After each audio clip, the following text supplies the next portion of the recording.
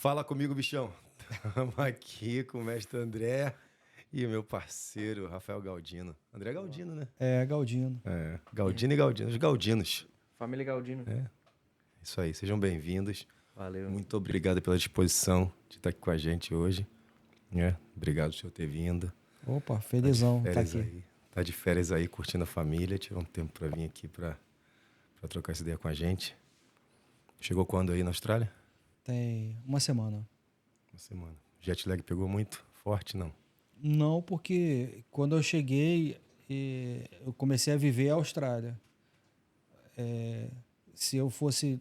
Eu já dei a dica, na real, né? Eu já cheguei aqui 9 horas da manhã, aí emendei o dia todo, fui dormir 8 horas da noite, acordei no outro dia já de boa, sem jet lag. É que isso aí que pega muito jet lag na galera, que aí já é outra coisa que você vai se adaptando, né? Então, tipo assim, geralmente a maioria dos voos chega aqui de manhã. E a galera chega de manhã, já tá cansadão e quer ir dormir. Aí tu vai dormir, aí tu acorda no meio da noite. Aí pra pegar um sono de novo, aí vai dar 1, 2 horas da manhã, aí tu vai dormir 3 horas da manhã, aí já acorda meio-dia. Aí tu se bagunçou todo. Então o ideal, quando você chega assim, é segurar o máximo de cansado que você puder e tentar dormir numa hora boa. Já E pega aí a primeira dica, já pega a primeira dica. Já a porque primeira dica. a galera vai chegando aqui, o senhor não que o senhor veio de patrão, mas a galera chega aqui e já no dia seguinte vai trabalhar. Várias vezes. Todas as 3 primeiras vezes que eu vim, dia seguinte, ó, Já chega e pau no gato. E aí, filho, se tiver com jet lag muito forte, Já vai passar quebra o mal. cara, já passa. Então aguenta o primeiro dia, aguenta o primeiro dia, não dorme durante o Não dia. dorme durante o dia, chegou de manhã, vai ser difícil, né? Mas segura.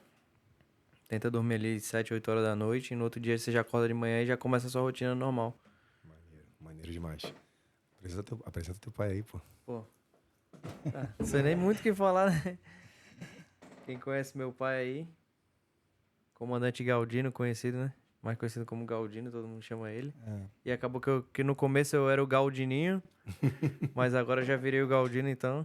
Aí o pessoal fala Galdino, já sabe que é o Galdino pai, Galdino filho. Ele era o filho do Galdino, né? Fui o filho do Galdino por muitos anos, né? Agora ele já tem o nome dele já. O senhor é o pai do Galdino. Agora eu sou o pai do Galdino. O moleque ficou grandão. Passa rápido. Que maneiro. E quanto tempo de comandante Galdino? Quanto tempo essa história aí dentro da... Bom, eu comecei a minha carreira de piloto, começou na Força Aérea, né? Eu, moleque mesmo, entrei na EPICAR, fui aluno da EPICAR. Era um segundo grau da Força Aérea. Era um concurso público muito disputado, né? Lá no Brasil. Aí eu entrei na EPICAR, depois fui para a Academia da Força Aérea, e na Academia da Força Aérea eu voei os aviões de treinamento da Força Aérea. Aí não terminei a Academia da Força Aérea, saí antes de me formar. Optei por ir para a Polícia Federal, né? Polícia Rodoviária Federal. Aí depois de estar 5 anos trabalhando na Polícia Rodoviária Federal, a polícia comprou helicópteros e viu dentro da instituição que já tinha alguma coisa ligada com aviação, né? Aí eu levantei a mão, pô, eu já sou piloto, sou piloto de avião. Aí fiz os cursos de helicóptero, fui da primeira turma de piloto de helicóptero da PRF. Caraca, a primeira. Pioneiro. Fui pioneiro de helicóptero na PRF. Aí cumpri meus 30 anos de serviço público federal, né? E aposentei. Que aqui. Tem até uma história engraçada aqui, tipo assim, uma semana antes de mudar a legislação, que era até 30 anos de serviço, ele conseguiu, no final ali, conseguiu aplicar, tipo, uma semana, que se passasse 2 semanas, ele tinha que trabalhar mais 10 anos. Não, eu tinha que trabalhar mais 5 anos. Mais 5. Então, por causa, assim, de uma semana, ele teria que trabalhar mais 5 anos. Mais 5 anos. Aí deu certo. Bateu na trave. Certinho, bateu. Entrou ali aos 45 do segundo. Pô, aposentou com o quê? 40 aí? Eu não gosto muito de falar isso não, que nem todo mundo fica feliz, né? Quando fala verdade, assim, pô, caraca, como é que pode? Um dia eu tava num treino de jiu-jitsu, foi no dia que saiu minha aposentadoria, eu tava felizão, né? Caraca, porra, me aposentei. Aí cheguei no treino com um colega de treino e falei com ele assim, cara aí, me aposentei hoje. cara me olhou com a cara assim feia, assim, falou assim, porra, como? Chateado. Ficou chateado. Como que você se aposentou? Eu falei, cara, tô brincando, pô. Tu acha que eu, com essa idade que eu tenho aqui, eu vou me aposentar? Era só brincadeira. Não, vamos treinar, vamos treinar. Não é todo mundo que fica feliz pelo sucesso dos outros, né? Tremendo, né? Ainda mais o cara se aposentando novo, né? Mas eu cumpri o que tinha que cumprir. A legislação era 30 anos, trabalhei 30 anos. Só que eu me aposentei cedo porque quando eu era moleque, eu estava lá com meus 15, 16 anos de idade e já cumprindo o serviço militar, que na época que eu estudei o 2º grau na EPICAR, era considerado serviço militar. Então, eu entrei na polícia com 23 anos e eu já tinha quase 7 anos já de trabalho. De trabalho. Isso aí. Então, eu estou útil com agradável. Deu certo. Quem não gostou pode, né? Já sabe. Tira a calça pela cabeça. Tira a calça pela cabeça, né? É verdade. Fazer o quê? Pô.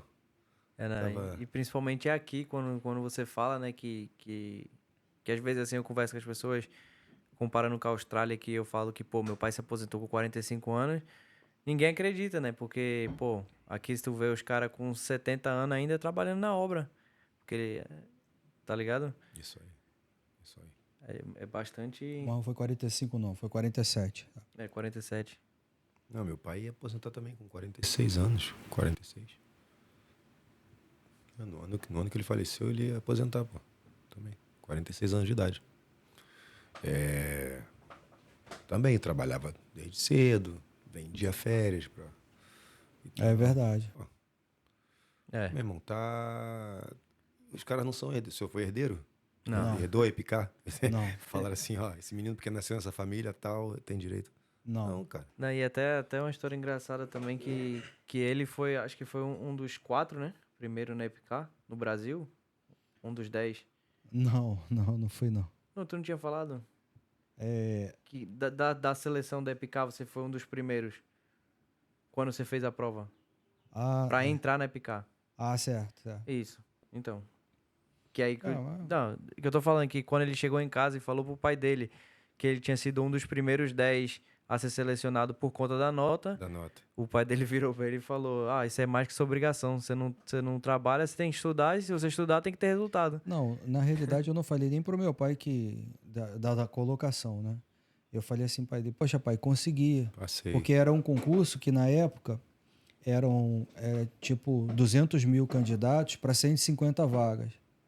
E eu tava lá entre os 150, né? Eu falei, porra, pai, consegui. Ele, porra, você não fez mais do que sua obrigação, pô. Tua obrigação era passar. Então, você passou, tudo certo. Eu lembro que lá na rua tinha uma galera que queria seguir carreira, assim, e dois conseguiram. Dois conseguiram, E aí um queria marinha, dois queriam exército, dois queriam aeronáutica. E o da marinha entrou e um da aeronáutica também entrou. E eles compravam uma revista Jogos, chamava Jogos, né? Pô, lembra dessa revista? Aí ficavam... Tinha uns exercícios lá da última prova, não sei o quê. E uns jogos que caíram não sei aonde, na Noruega. Já pros caras ir treinando na revistinha. Uma revista meio de nerd, assim. E a galera que tinha vontade conversava sobre isso. E a gente era um pouquinho mais novo, assim. E eu ficava escutando e eu me ligava que era uma parada difícil. Eles falavam da relação candidato-vaga. Candidato, isso. Eu me ligava que era uma parada difícil já naquela época. No Rio de Janeiro, era a arquibancada do Maracanã quase completa. Só de candidato, né? Então, pô... E a prova era estadual ou nível Brasil? Prova Brasil. Só no Rio era essa cabeçada. Só no Rio. Era, em média, 200 mil para 150 vagas. Bem concorrido mesmo. Rio de Janeiro e São Paulo tinha o maior percentual de aluno, né, aprovado. Mas no restante do país era meio pingado, assim. 3 de Brasília, 1 do Nordeste, outro, uma meia dúzia do Rio Grande do Sul, um ou outro do Paraná, ia dividindo no Brasil. Sim. A parte maior mesmo era de Carioca e Paulista. Que era onde era mais divulgado, né? Isso. Era... também. E onde que entra o jiu-jitsu na vida do senhor aí? Então, o jiu-jitsu entrou na minha vida de 29 para 30 anos. Eu comecei, na época eu tinha uma vida que eu fumava muito cigarro, bebia, policial, fumando, bebendo. Quando eu não estava trabalhando, eu estava fumando e bebendo. E eu quis dar uma melhorada na minha condição física, na minha condição de vida mesmo. Subi uma escada já cansado, morrendo lá no final da escada. Aí um belo dia o professor me convidou para ir treinar, né? Pô, chega aí, treina com a gente. Aí eu quase morri, mas fui perseverando, né? Perseverando. Um dos primeiros benefícios que eu consegui com o jiu-jitsu foi parar de fumar, parar de beber. E me viciei no jiu-jitsu, né? Não tem como não se viciar. E comecei a treinar. Aí veio a fase das competições, né? Aí competi bastante. Se amarrou. Na realidade, eu parei de competir tem 3 anos que eu parei de competir. Mas até 3 anos atrás eu estava competindo. Não é todo campeonato que a gente sobe em pódio, né? Eu não sou nenhum fenômeno no jiu-jitsu. Eu sou aquele cara regular. Mas faz parte hoje em dia do teu estilo de vida, né? Estilo de vida. Hoje em dia o jiu-jitsu é o lifestyle. E hoje em dia eu mantenho, né? Eu dou meu treininho ali 2, 3 vezes na semana. E aquele treininho saúde, eu não preciso mais provar nada para ninguém. Isso. Perfeito. Mobilidade, para manter a mobilidade. Vou continuando. Que maneiro. Que tu não só começou o jiu-jitsu com 30, né, mas tu sempre teve a questão do esporte, né? Que ele fez judô, fez karatê. Fez judô de Fiz judô moleque. Moleque também. Mas na minha vida, esporte para mim sempre foi arte marcial. Então, quando eu era moleque, eu via aqueles filmes de Kung Fu. Queria lutar com... Ia perguntar isso agora, se era fã do Bruce Lee e tal. Claro, né? Tem como, né? Tem como, não sei. É da minha época, né? Exatamente. Sempre passava aqueles filmes de karatê, de Bruce Lee, e a gente, moleque, via. Troquei essa ideia essa semana, algum aluno na academia perguntou: o senhor treinou, não sei o quê? Eu falei, um pouquinho. Aí ele, eu não sei o que lá, treinou? Eu falei, olha só, para de perguntar aí agora, porque daqui a pouco eu vou ficar com vergonha. Isso revela a minha idade, pô. A galera da nossa idade toda era fã de Bruce Lee, a gente queria treinar, queria fazer as paradas, queria aprender a dar chute, voadora e tal. Salto mortal, né? O jiu-jitsu vem através da eficiência mesmo, né? Vai se comprovando e tal, mas, pô, tu viu nos filmes, tu quer fazer aquilo tudo. Todo mundo passou um pouquinho. Eu conheço com a galera da minha idade, todo mundo passou um pouquinho pelo Kung Fu, Karatê, Muay Thai, que é maneiro. Muay Thai geral treinou até hoje. Mas na real mesmo, eu queria ser jogador de futebol, né? Carioca, não tinha talento. Só não tinha talento. Até, eu acho que eu já te contei, né, do meu professor lá, do treinador lá. Do Botafogo. Do Botafogo. Foi lá no Botafogo, escolinha do Botafogo. Aí eu falei pra ele assim, e aí, professor? Tem futuro? Não tem não, cara, desiste. Vai estudar, vai fazer qualquer outra coisa, mas futebol não. Ele falou, vai por mim, eu faço vai isso por todo mim, dia. cara. Eu vejo muita gente passar por aqui. Tipo isso. Vai por mim, que meu olho é treinado. Caraca, que horrível, cara. Que você já não ruim, tem futuro, não. Que isso, moleque. Saí tristão. Falei, pô, mãe, não dá pra mim, não. E ali com 29 anos de jiu-jitsu, tava em qual estado? Em que cidade? Eu tava em Brasília. Fazia parte de uma igreja lá e tinha um faixa marrom nessa igreja, que era o Tim, né? Tim, faixa marrom. Aí ele abraçou a causa de... A gente botou o jiu-jitsu na igreja com a finalidade de ser tipo um projeto social, né? De chamar a juventude da região para ir lá treinar, né, o jiu-jitsu, e eventualmente participar de um culto, né? Maneiro. E participando desse culto, a pessoa ia acabar ouvindo falar de Jesus.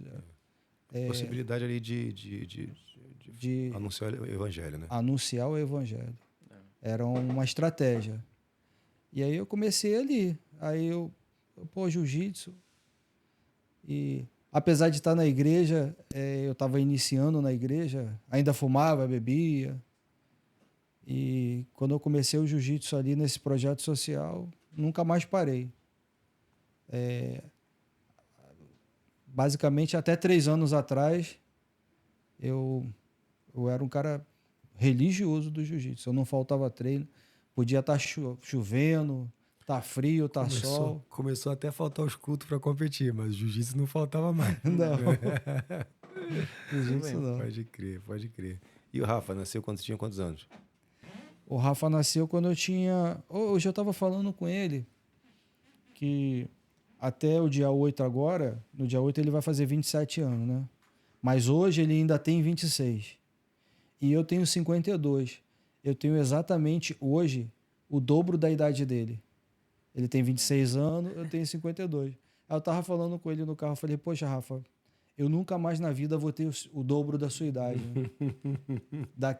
Depois do dia 8 de fevereiro, eu vou ter exatamente mais 26 anos do que você. Independente da idade que ele venha a ter, eu vou ter mais 26 anos. Eu fui pai com 23 anos, né? Eu tenho uma filha mais velha que tem... Agora ela tá com 29 anos. Vai fazer 30. Então eu fui pai com 23 anos. E por coincidência, o Rafael também foi pai com 23 anos. É mesmo? 23 Ironia anos. do destino. Loucura, né? E por mais ironia ainda, o meu pai foi o meu pai com 23 anos. Caraca. Que geração. Na minha família, com a minha mãe, assim. Minha mãe, minha irmã e a minha sobrinha. As três foram mães com a mesma idade, Mas a estrela de hoje aqui é o Rafael, né? Eu sou o pai dele, né? Agora virou o pai do Galdino. Eu sou o pai do Galdino. Galdino ontem que deu um rolinha lá, né? O último rola de faixa marrom, né? Tô amassado aqui, velho. O último rolinho de faixa marrom. Os caras castigaram mesmo. Como é que ficou? Dolorido? Nossa, tá marcado aqui, não vou nem mostrar. Esqueci, tô falando do treino, pô. Esqueci. Então, do treino mesmo. Corredorzinho, né? Faixa preta, tomou um corredor. Estilo raiz. Boa. Como é que foi a sensação? Como é que foi a sensação de pegar a faixa preta na mão do pai? Uma felicidade total. Principalmente assim, que quando eu comecei, né, o jiu-jitsu, na real, eu tinha mais ou menos uns 4, 5 anos de idade, né? Que eu já ia pro tatame com ele. E aí a gente começou a treinar junto, começou em Recife, porque logo depois que ele saiu de Brasília... ele entrou no jiu-jitsu em Brasília, né? E aí logo um ano depois a gente se mudou pra Recife. Então foi aonde ele falou, tô começando a treinar, agora você já tá maiorzinho e tal, começa a vir comigo. E aí eu comecei a ir treinar com ele. E no mesmo tempo que eu comecei o jiu-jitsu, ele também já me botou no judô. Então na época eu fazia judô e jiu-jitsu simultâneos, né? E aí eu lembro até que quando eu tinha mais ou menos uns 8, 10 anos, foi que eu comecei a competir mesmo e focar. Então, tipo, eu ia pra escola na parte da manhã. Sim. Aí na parte da tarde eu já fazia, tipo, exercício e tal. Aí treinava jiu-jitsu de 5 às 7h30. E ele, na hora de voltar pra casa, eu treinava jiu-jitsu de noite. 8 às 9. Judô, desculpa. Treinava judô de 8 às 9. Então, tipo assim, era todo dia, segunda a sexta, sempre fazendo... Judô e jiu-jitsu. Judô e jiu-jitsu. E aí, moleque ali, faixa amarela... Nossa, era competição todo final de semana. Eu tenho muita medalha. Tem uma caixa lá que ficou lá em casa e, tipo, é só de medalha, porque a gente competia todo final de semana. Se não era um final de semana judô, um final de semana jiu-jitsu, final de semana judô, final de semana jiu-jitsu. Duas coisas, então, direto. Sempre tinha. E esse ritmo de competição foi até quantos anos, mais ou menos? Cara, uma das coisas que... Acho que ele até sabe. Eu tinha lutado esse brasileiro, eu não consigo lembrar qual foi o ano agora. E aí eu tinha ficado em segundo lugar no brasileiro nesse ano. É faixa amarela. E Era aí infantil brasileiro. infantil brasileiro. E aí faixa amarela. E aí, nesse mesmo ano que passou, seria o PAN. O PAN Kids. E esse era o meu sonho como moleque de disputar o PAN Kids. E aí, quando chegou na época, né, a gente tava super preparado, super pronto. E aí, parece que ele não conseguiu aplicar o visto pra mim, porque era um visto americano. E na época também, meus pais, era só meu pai trabalhando. Tinha 3 filhos e, tipo assim, as condições não dava muito. Mas ele tava se desdobrando, tentando conseguir para ir pra esse PAN Kids e por financeiro, a gente não conseguiu ir. E daquele dia ali me deu uma desmotivada muito grande, porque eu, tipo, tava 100% e não conseguia aceitar que eu não poderia ir, entendeu? Horrível. Tinha perdido aquele brasileiro em segundo lugar por detalhe, mas sabia que aquele PAN ia ser meu. Você sabe quando você sente, né? Fala, não, isso aí eu vou lá e tipo, mesmo sendo criança, né? Hora, né? Era a minha hora de mostrar ali. E depois daquela competição ali, foi que me deu uma baixada. Mas nunca desmotivei do jiu-jitsu. Mas assim, em relação a competidor, a foco que eu tive naquele momento, né? Pra mim foi crucial. Ele caiu um pouco. Né? Tinha dado uma balançada muito grande. Era de repente ali era um antes e um depois, né? Um antes e um depois, com certeza. Era um ponto de inflexão ali. Isso. Mas mesmo depois disso eu também não desisti, porque mesmo depois desse brasileiro eu ainda lutei mais 3 brasileiros. Então lutei vários pernambucanos, a gente norte-nordeste, campeão norte-nordeste. Né?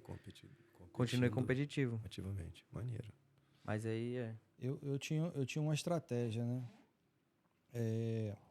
Inicialmente, o meu salário dava para a gente viver, dava para viver com dignidade, né? Não faltava o que comer, o que vestir, eu tinha carro e eventualmente a gente viajava, mas como é que mantém uma vida de competição? Como é que você compete morando em Recife? É caro, né? Como é que você compete no Rio, São Paulo, Brasília, os Opens que tem? O eixo é ali. Não tem jeito. Os campeonatos internacionais. Cara, eu lembro a gente moleque, eu era faixa amarela ainda, criança, e a gente foi fazer uma competição em João Pessoa, tu lembra? De ônibus, cara.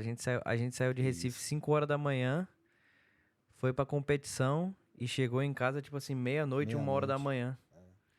E ainda teve que andar ainda mais uns 15 minutos, que é onde que era o ônibus parava lá perto da academia. A gente tava sem o carro, minha mãe já tava dormindo, a gente andou no escuro ainda voltando, depois de um dia cansado de campeonato. Ir pra competição de ônibus, você tem que esperar todo mundo lutar, né? Aí você luta 9 horas da manhã, aí tem um faixa branca que vai lutar lá 9 horas da noite. Aí você passa o dia, né? Na competição. Eu lembro daquele dia como se fosse hoje, cara. Programa de índio, né? Um dia eu tava treinando lá na academia, lá em Recife, e eu tinha um kimono que ele já tava todo rasgado, né? Tava todo velho o kimono, tava todo bufento. Aí um aluno que tava treinando comigo lá falou assim pra mim, pô, cara, você, PRF, treinando igual um mendigo. Mandou essa pra mim, né? E eu olhei assim pra mim, eu tava com um kimono todo remendado, sabe qual é? Kimono remendado, eu falei assim, porra, tudo bem, sou PRF, mas o cara não sabe das minhas finanças, né? Aí eu fui para uma missão em Brasília, aí eu tinha ganhado uma diária, né, para estar lá em Brasília, eu falei assim, porra, é agora, eu vou comprar um kimono. Aí eu vou procurar aqui em Brasília, eu sei que tem fábrica de kimono, eu vou tentar comprar direto na fábrica. Porque eu vou comprar mais barato, né? Aí eu pesquisei lá e tinha uma fábrica em Brasília, fábrica da Yamarashi. Tô fazendo a propaganda dele aqui. Ainda existe a marca ainda? Ainda existe. Boa. Aí eu cheguei lá na fábrica, aí o cara, porra, gente boa pra caramba, dono da fábrica. Aí eu contei minha história pra ele, né?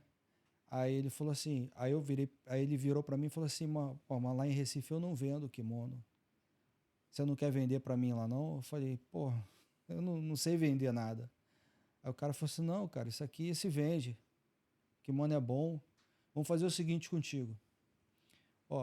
Esse kimono aqui eu tô te dando, ele é seu. Você vai levar mais 10.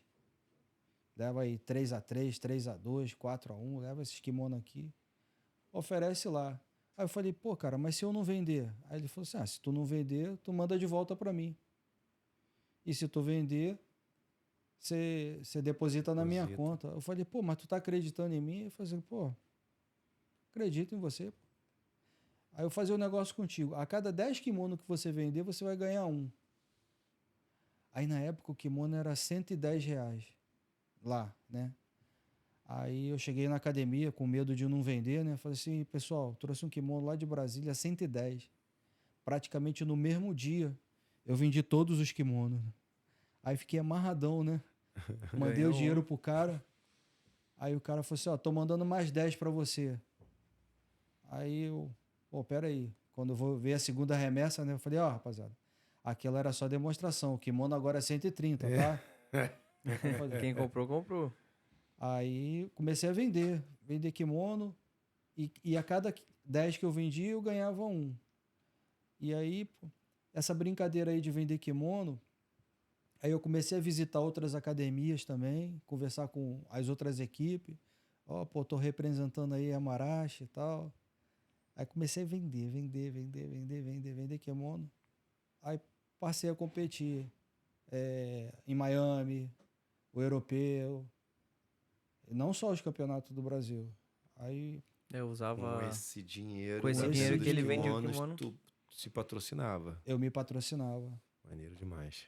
Conseguia competir os Opens da CBJJ, né? Do Brasil todo.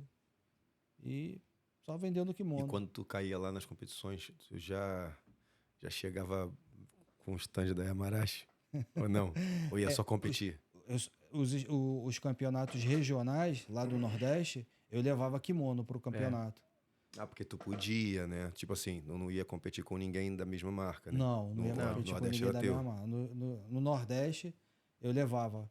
Eu levava sempre, maneiro. em média lá, pelo menos uns 10 kimonos eu levava. E geralmente vendia nos campeonatos. Depois eu competia camisa, e vendia. Faixa. Quando eu tava competindo, eu deixava o Rafael vendendo, né? E quando eu não tava competindo, eu tava ali. Sempre fazia uma graninha. Vários campeonatos. Desenrolava. Mandava fazer camisa de jiu-jitsu também. Fazia as camisas escrito competidor, aquelas camisas. Jiu-jitsu, vida. Maneiro. Aí fazia e campeonatos. As pessoas sempre compravam as camisas. A ideia para quem às vezes, né? Porque é um perrengue absurdo a galera que quer competir. Viver de jiu-jitsu competindo como competidor. A gente sabe do perrengue que a galera passa. Cara, não de só repente ele. É uma estratégia aí, correr, Google mesmo, né? Computador e investigar, fazer uma pesquisa de tentar encontrar alguma marca que está crescendo, entrar em contato e falar, pô, deixa eu te representar aqui na minha cidade. Se você achar que você não é suficiente assim de criar a sua marca, se é muito para você poder criar a sua marca e investir nisso, tenta pelo menos representar uma marca que está crescendo. Né? E de repente conseguir aí sustentar, pô. Se o cara com um corre desse conseguir pagar 3, 4 campeonatos grandes do ano, com viagem e tal, pô, tá pago. Sim, com certeza. Na época, eu estava competindo no Rio de Janeiro, época que o brasileiro era no Rio de Janeiro, né? Lá no Dia das Mães. Depois foi para São Paulo, o brasileiro. Mas nessa época, aí eu visitei o stand da Coral, né? Que eu achava os kimonos da Coral, porra, maneiro. E eu gostava dos kimonos da Coral. Eu competia, apesar de vender o Amarashi, eu gostava do fit do kimono da Coral. Aí eu fui lá, tinha um stand lá da Coral. Aí, seu Amarashi, pode trocar o molde aí, hein? Aí eu fui no stand da Coral e falei com o cara, pô, bicho, olha, eu sou representante da Amarashi, eu vendo o kimono da Amarashi lá no Nordeste. Aí o cara, pô, você não quer vender Coral não? Eu falei, eu vendo os dois, pô. Como é que faz? Aí o cara me deu o caminho das pedras, pô, se cadastra no site e tal, aí você vai pegar o valor do site, mas para você o preço é diferenciado. E vende a gente lá também. Passei a vender Coral também lá. Eu me desenrolava para poder... É isso aí. Para poder me financiar para competir. Né? Quem não chora não mama, né? Zero problema com a dona patroa, né? Não? Fala aí. Tirar uma fortuna de casa todo mês para competir. Né? É o que eu fazia para desenrolar. Zero problema com a dona patroa. Já tinha o incoming dele ali e ia desenrolando com extra, né? Não tá saindo nada de casa. E tu, Rafa? Fala tu. Como é que até... Então, tu falou, eu continuei depois de competir mais 3, 4 brasileiros e tal. Isso. Como é que foi? Onde mudou alguma coisa que tu mudou o foco? A verdade... ou tu nunca pensou em ser... Tipo assim, nunca pensou em viver do jiu-jitsu? Nunca pensou em... Cara, eu sempre pensei porque nunca gostei de estudar, né? Na real. Então, se você não gosta de estudar, você tem que procurar alguma coisa que... Acaba sendo esporte ou música, né? Esporte ou música, né? Então, o foco era no jiu-jitsu ali, na intenção de fazer alguma coisa. Sem fazer nada. Sem fazer nada. Fazer uma coisa sem fazer nada. Não desmerecendo quem vive do esporte, porque na real, viver do esporte é muito mais do que trabalhar. Porque você tem o seu emprego ali, você estudou, você é graduado. Você trabalha de 7 às 5, de 9 às 5 ali, você fez as suas 8 horas, beleza. O jiu-jiteiro não, cara. Os caras que vivem do esporte é 24 horas, não é só quando tá no tatame, é a alimentação, é a dieta, o cara trabalha 24 horas da vida dele. Claro. Muito mais do que quem estuda. Muito mais. Com certeza, isso aí não é nem sombra de dúvida. Mas naquela cabeça de criança, né? Você, não quero estudar, vou virar jiu-jiteiro. E isso na época que a gente treinava lá, né? Com o professor Zé em Recife. Cara, e a gente já vivia no tatame ali com as pessoas que já tinham saído para fora do país, entendeu? Tinha o Braulio que treinava com a gente, tinha o Otávio, o Lucas, os caras que já estavam já fora do mundo, não só competindo, mas já vivendo outra realidade, né? E era massa ter esses caras no tatame com a gente, porque eles mostravam pra gente a realidade, via que você pode, todo mundo pode, entendeu? Era tudo questão da sua força de vontade e do seu treino, entendeu? Sim. Então, desde muito cedo, foi bastante importante, influenciador, ter esses caras que já estavam grandes, entendeu? Que maneiro. Isso aí foi... O Max também, né? Que tava lá na Hungria, né? O Max era na Hungria. O Braulio Estima e o Vitor Estima na Inglaterra. Isso. O Otávio Souza que foi pra Califórnia, né? Esses caras estão várias vezes campeões mundiais. E chegava lá na academia, a gente, endeusava os caras. Cara, eu quero chegar lá. Como criança, né? Você vê o ídolo e fala, não, eu quero chegar lá. Era massa. Pode crer. E o que te trouxe pra cá? Cara, o jiu-jitsu. Eu vim pra Austrália por causa do jiu-jitsu. Resumindo um pouco da história, né? Isso? Então, eu treinava academia lá com o professor Zé em Recife. E quando eu tinha feito 18 anos, eu comecei a fazer um curso de mecânico de helicóptero. E aí, por causa do pai, meu pai era piloto, então, tipo assim, eu sempre curtia também. E acabei fazendo um curso de mecânico de aeronave, né? E aí, enquanto eu fazia esse curso, eu tava estudando e trabalhando também já na área, como auxiliar. E aí, passou... Não, eu acho que eu comecei até um pouco mais cedo. Comecei até um pouco mais cedo que eu podia, porque a vaga que estavam presa lá não tinha ninguém pra preencher, eu preenchi. Então, eu já tava trabalhando 2 anos, aí aconteceu umas coisas que aconteceram em Recife, e aí meu pai se mudou também.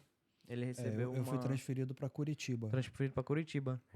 E aí eu tinha vindo a oportunidade, que meu pai sempre falava pra mim, Curitiba do Brasil é um dos melhores estados, no ponto de vista, assim, de... Qualidade de vida, segurança, e tipo, a gente via quando chegava lá, né? E aí eu cheguei lá com meu pai e, curti pra caramba, mas ainda tá trabalhando como mecânico de aeronave, né? E aí a gente treinava lá na Atos, também com o professor Cabeça. Marco Cabeça, treinava lá na Atos, isso aí eu já tava faixa azul ainda. E aí... competi lá o estadual, né? Fiquei em 3º lugar, mas, já lá no Paraná as competições já tinha bastante gente também, entendeu? Então eu lembro que eu fiquei em 3º lugar nesse estadual lá. E aí me motivou de continuar... Era mais cheio do que onde tu competia antes, do que em Recife? Sim e não. Não. Quando tinha os campeonatos que, tipo, Norte e Nordeste, tinha bastante cabeça, porque era o Nordeste todo ali. Por isso estou perguntando, porque é muita gente que treina É. ali. Mas esse campeonato lá era um dos maiores do estado, então, tipo, todo mundo foi, né? Era o Paranaense. É o Paranaense. Ah, tá. Aí eu fiquei em terceiro lugar, né, na faixa azul. Aí, cara, eu tava levando a vida, ainda tava, pô, acho que dá pra voltar a competir. Meu pai já falou, não, dá pra voltar a competir e tal. E aí, do nada, veio um terremoto na minha vida, porque o emprego que eu esperava, assim, continuar, né? Pro resto da minha vida, eu fui demitido. Demitido da empresa que eu tava. De mecânica de... De aeronave. Aeronave? É. Caraca. Fui demitido da empresa sem razão. Que ano isso, Rafa? 2017. 2017. Foi mais ou menos janeiro de 2017. 2017. Janeiro de 2017. Fui demitido. E aí, voltando pro jiu-jitsu pelo mundo, eu tenho um amigo que foi criado comigo, um irmão, né? Que a gente foi criado no tatame, que era o Passarinho. Que é o Igor, que hoje em dia ele tá bem pra caramba também. Tem a academia dele já em Brisbane. Que maneiro. Pô, o primo dele, que é o Bruninho, que hoje é o dono da SJJA, ele veio primeiro pra Austrália. Então ele veio pra Austrália aqui, longa história, entendeu? Ele fez o nome dele, chegou aqui na Austrália, foi o número 1 por muitos anos, ninguém batia, o cara era foda. Ele saiu de lá de Recife.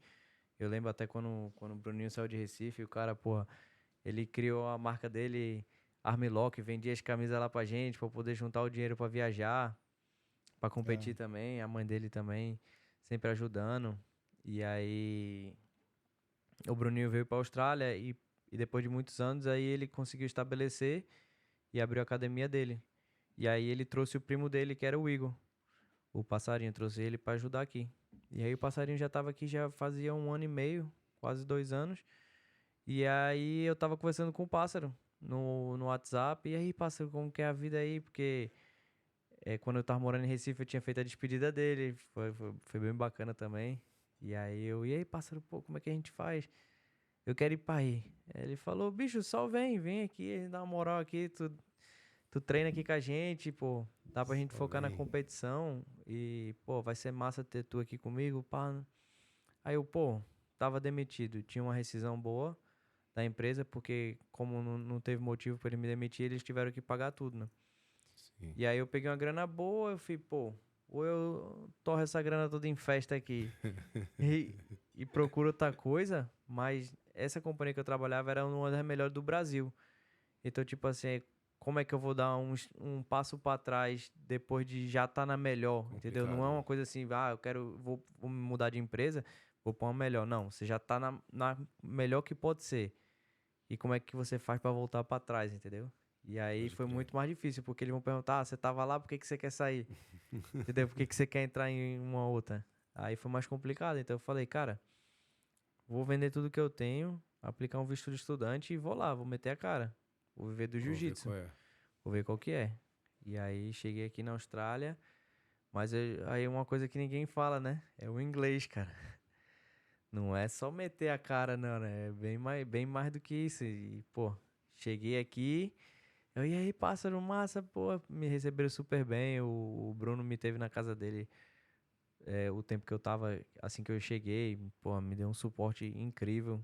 Os caras, tudo que eu tenho a agradecer, né? E, pô, mudou a minha vida. E aí eu tinha essa intenção de viver do jiu-jitsu. E aí eu falei, pô, pássaro, não, vamos aí, vamos junto, eu quero viver do jiu-jitsu. E aí ele falou, beleza, vamos, já cheguei no outro dia, já treinou super bem. Aí ele falou, não, aí...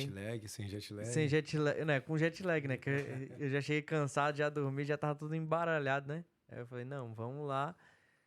E aí, beleza, quando eu cheguei no tatame, como é que dá aula? Sem inglês. Não tinha noção de nada de... E eu, caramba, muito mais do que eu pensava, né? Tipo, foi foda. E aí eu, caramba, e agora? Não sei o que fazer. Qual era a tua faixa quando chegou? Faixa roxa. Então, se tu tivesse inglês, na faixa roxa, tu tava trabalhando, dando aula de jiu-jitsu. Já tava dando aula de jiu-jitsu na Austrália, como faixa roxa. Se tivesse o inglês. Se tivesse o inglês, com certeza.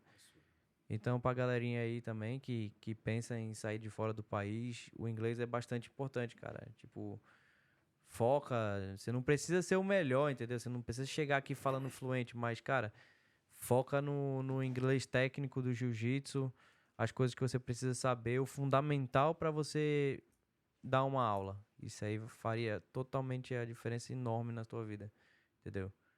Porque não é fácil chegar aqui para aprender aqui, vai passar, entendeu? E então tu poderia, mas não. Poderia, mas não, isso. Então é que E tu aí, fez a partir daí. E aí ele começou a Dia me ajudar. 2. Ele falou, não, assim, a gente vai se ajudando aqui, eu vou te falando as palavras, mostra uma posição, faz um negócio, puxa o treino, ajuda com as crianças.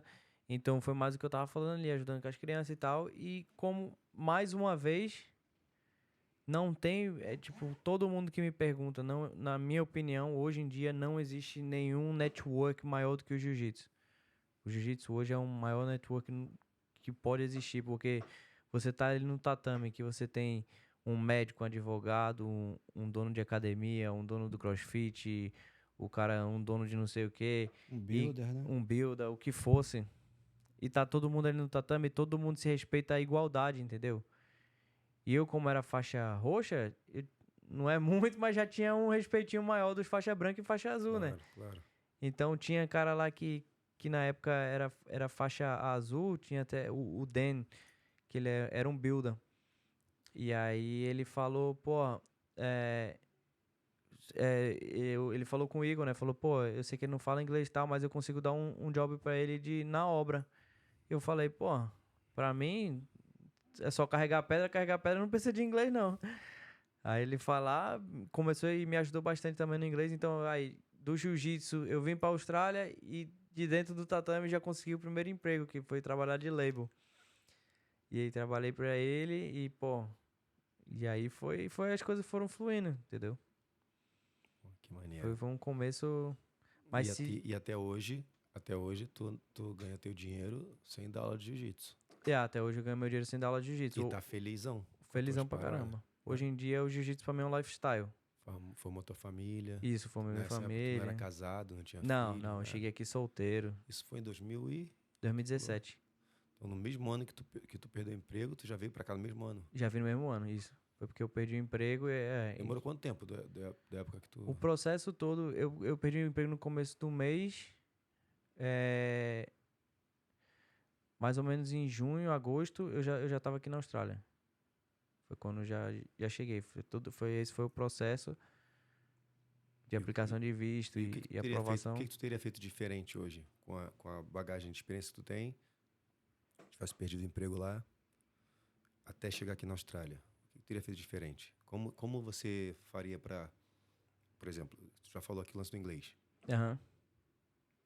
Como que tu faria para poder chegar aqui com o inglês?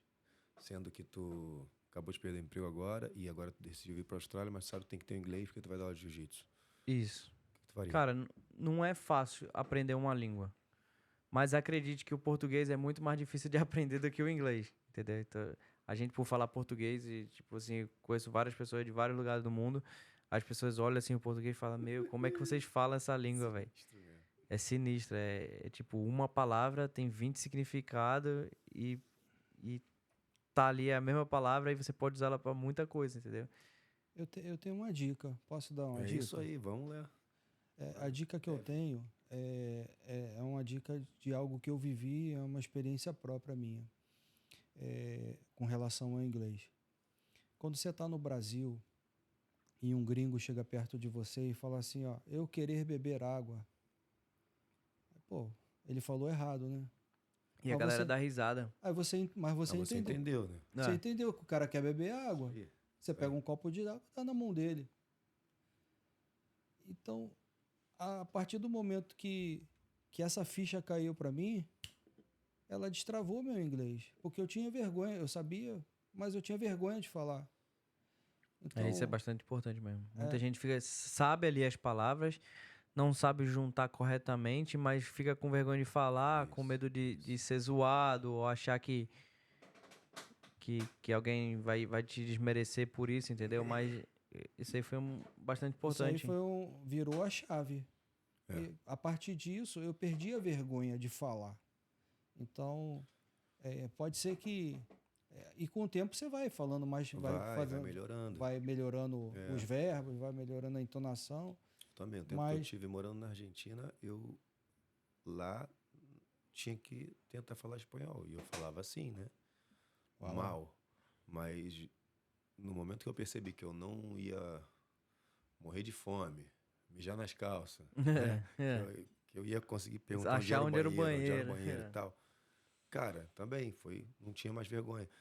Eu fico me perguntando assim, fico tentando passar alguma dica que eu também não sei, mas uma dica pra galera que é, tipo, eu sei que o cara que tá no Brasil tentando aprender inglês e ele tem que falar inglês entre brasileiros, ele fica com vergonha. Fica. Então, quando tu chega aqui, isso vai embora na hora. E mais aqui na Austrália, que todo mundo... Ninguém nem liga pro jeito que você fala aqui. Ninguém nem liga. Tem muita gente falando inglês, assim, muito ruim. Mas quando tu tá imerso na parada, não dá vergonha.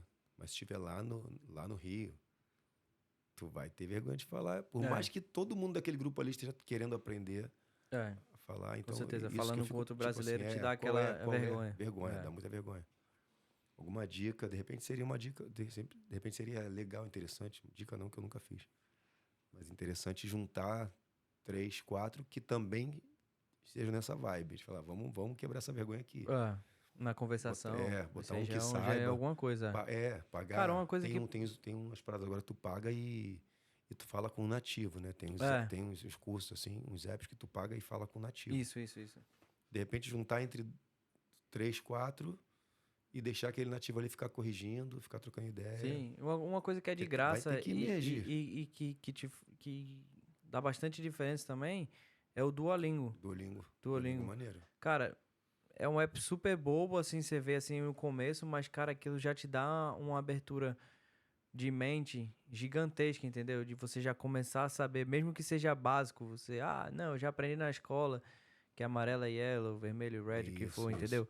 Mas, cara, você ali começar a mastigar conteúdo ali. Eu fiquei usando, antes de vir pra cá, porque ele já é alguma coisa, começa a formar entendeu? as frasezinhas, pede pra tu formar a frase, qual frase tá certa, qual frase tá errada. Eu fiquei usando uns 4 meses ali. E outra coisa também, tipo, assistir vídeo de posição em inglês, ver as coisas que os caras estão usando. O inglês instrumental, né? É, isso.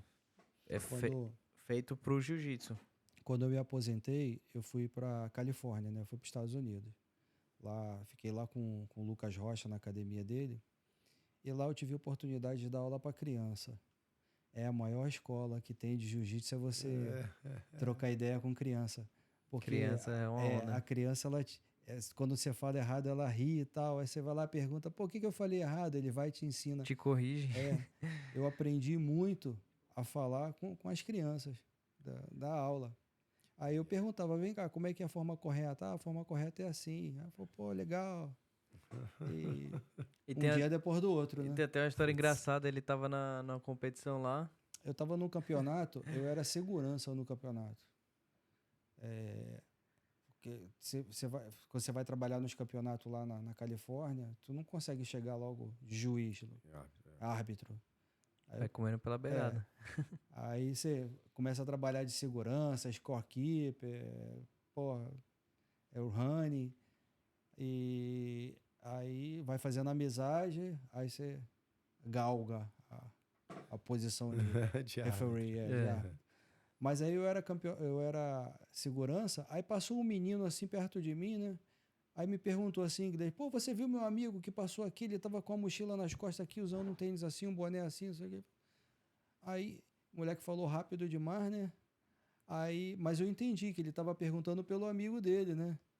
Aí eu falei assim, aí eu virei pro moleque e falei assim, I don't see. Aí o moleque olhou assim, quando eu falei para ele I don't see, eu falei pro moleque assim, eu não vejo. Aí o moleque olhou assim para mim e falou assim, are you blind? Pô, você é cego? Já meteu, você é cego então? Você é cego? Morra, na hora deu um branco, cara. Eu falei, não sou cego, não. Não, I'm not blind. Aí eu falei, como era criança, né? Qual é a forma correta de se dizer? Aí o moleque foi e falou pra mim, I didn't see. I didn't see. Eu não vi, né? Quando você fala, eu não vejo. Criança. É mais uma que eu aprendi com criança, né? Muito bom, muito bom. E é umas coisas assim que marca, né? Marca. O moleque, pô, aquilo foi engraçado. Na hora deu branco, eu não consegui, não lembrava que eu tinha que dizer, Mas eu não vi no passado, né? E saiu, eu não vejo. E o guri, pô, tu é cego? Eu falei, não. Essa aí foi foda. Então, tu estudaria inglês um pouco mais antes de vir? Estudaria. Eu acho que faz uma diferença bastante. Nem que seja um pouquinho, tá ligado? Vai fazendo Duolingo, vai assistindo YouTube, vídeo de posição, começa a aprender o que cada parte do corpo é, entendeu? O que é você empurrar, o que é você trazer pra você, as termologias do sweep, Isso, eu escutei do alguém, guard, eu não lembro agora. entendeu? Com certeza foi no YouTube, alguém ensinando, falando, tipo assim, dando uma dica, tipo, dá uma aula, grava e depois pega tudo que você falou naquela aula e tenta dar aula de novo em inglês, que aí você vai se ligar em pesquisar as palavras que você mais usa na tua aula. E aí vai vir tudo isso. Puxa, empurra. Tem até uma coisa aqui que eu não sei legal, quem... Foi legal. Quando eu escutei, eu falei, pô, maneiro. Tem até uma coisa aqui que eu não sei quem foi o pioneiro, se alguém já faz no Brasil, mas tem um colega que treinava com a gente lá na Legacy, o Rafael, e ele voltou pro Brasil, mas o Rafa é cidadão australiano muito tempo e ele morou aqui na Austrália há muitos anos, e aí ele voltou agora pro Brasil e, cara, ele tava dando aula de jiu-jitsu lá no Brasil, e ele tava dando uma vez por semana uma aula em inglês, totalmente em inglês. Porque como ele já tinha o inglês, ele dava aqui, então ele tava dando essa aula em inglês Pra ajudar a galera lá. Na academia. E eu achei isso incrível, irado, entendeu? Então até mesmo pros professores aí do Brasil que já pensa em ter os alunos... que já sabe, isso. Que já sabe falar inglês. Isso, a galera que já sabe falar inglês aí, que puder ajudar a galera, entendeu? Dar essa opinião de chegar aí na academia e falar, aí galera, uma aula na semana a gente vai fazer em inglês já para vocês acostumarem os seus ouvidos, até mesmo você pensar em numa competição para fora aí, entendeu? E poder saber o que tá acontecendo. Cara, eu vi ele dando essa aula aí de jiu-jitsu em inglês lá no Brasil, eu achei isso uma ideia incrível. Muito bom, muito bom. E os professores de inglês também. Tem o Lili, lá de Jeftim, o Wallace Castro, ele contratou uma menina. Uma professora de inglês. Professora de inglês para os alunos dele. Então, o que acontece? A pessoa ela tem que começar a ter contato com... Sim, contato com a língua. A professora? Ah, não, a professora, sim, mas Tem que começar a ter contato com o jiu-jitsu para entender ali o que eles vão precisar mais e tal. E ela começou a aprender para dar uma aula específica para ajudar eles a dar aula diretamente. Isso. Então, também é um cara que sabe de inglês e tá no Brasil. De repente é uma renda extra, né? É uma renda extra. Procura focar nas academias também. Isso aí, uma boa. Você já fala inglês fluente, ou é um professor de inglês e vê isso aí como oportunidade de chegar a uma academia, canta um professor, falar, pô, eu tenho uma metodologia de poder vir aqui e ensinar os seus alunos já se adaptar com o inglês pro jiu-jitsu, também seria uma ótima oportunidade, né? Oportunidade boa. Me adotaram, né?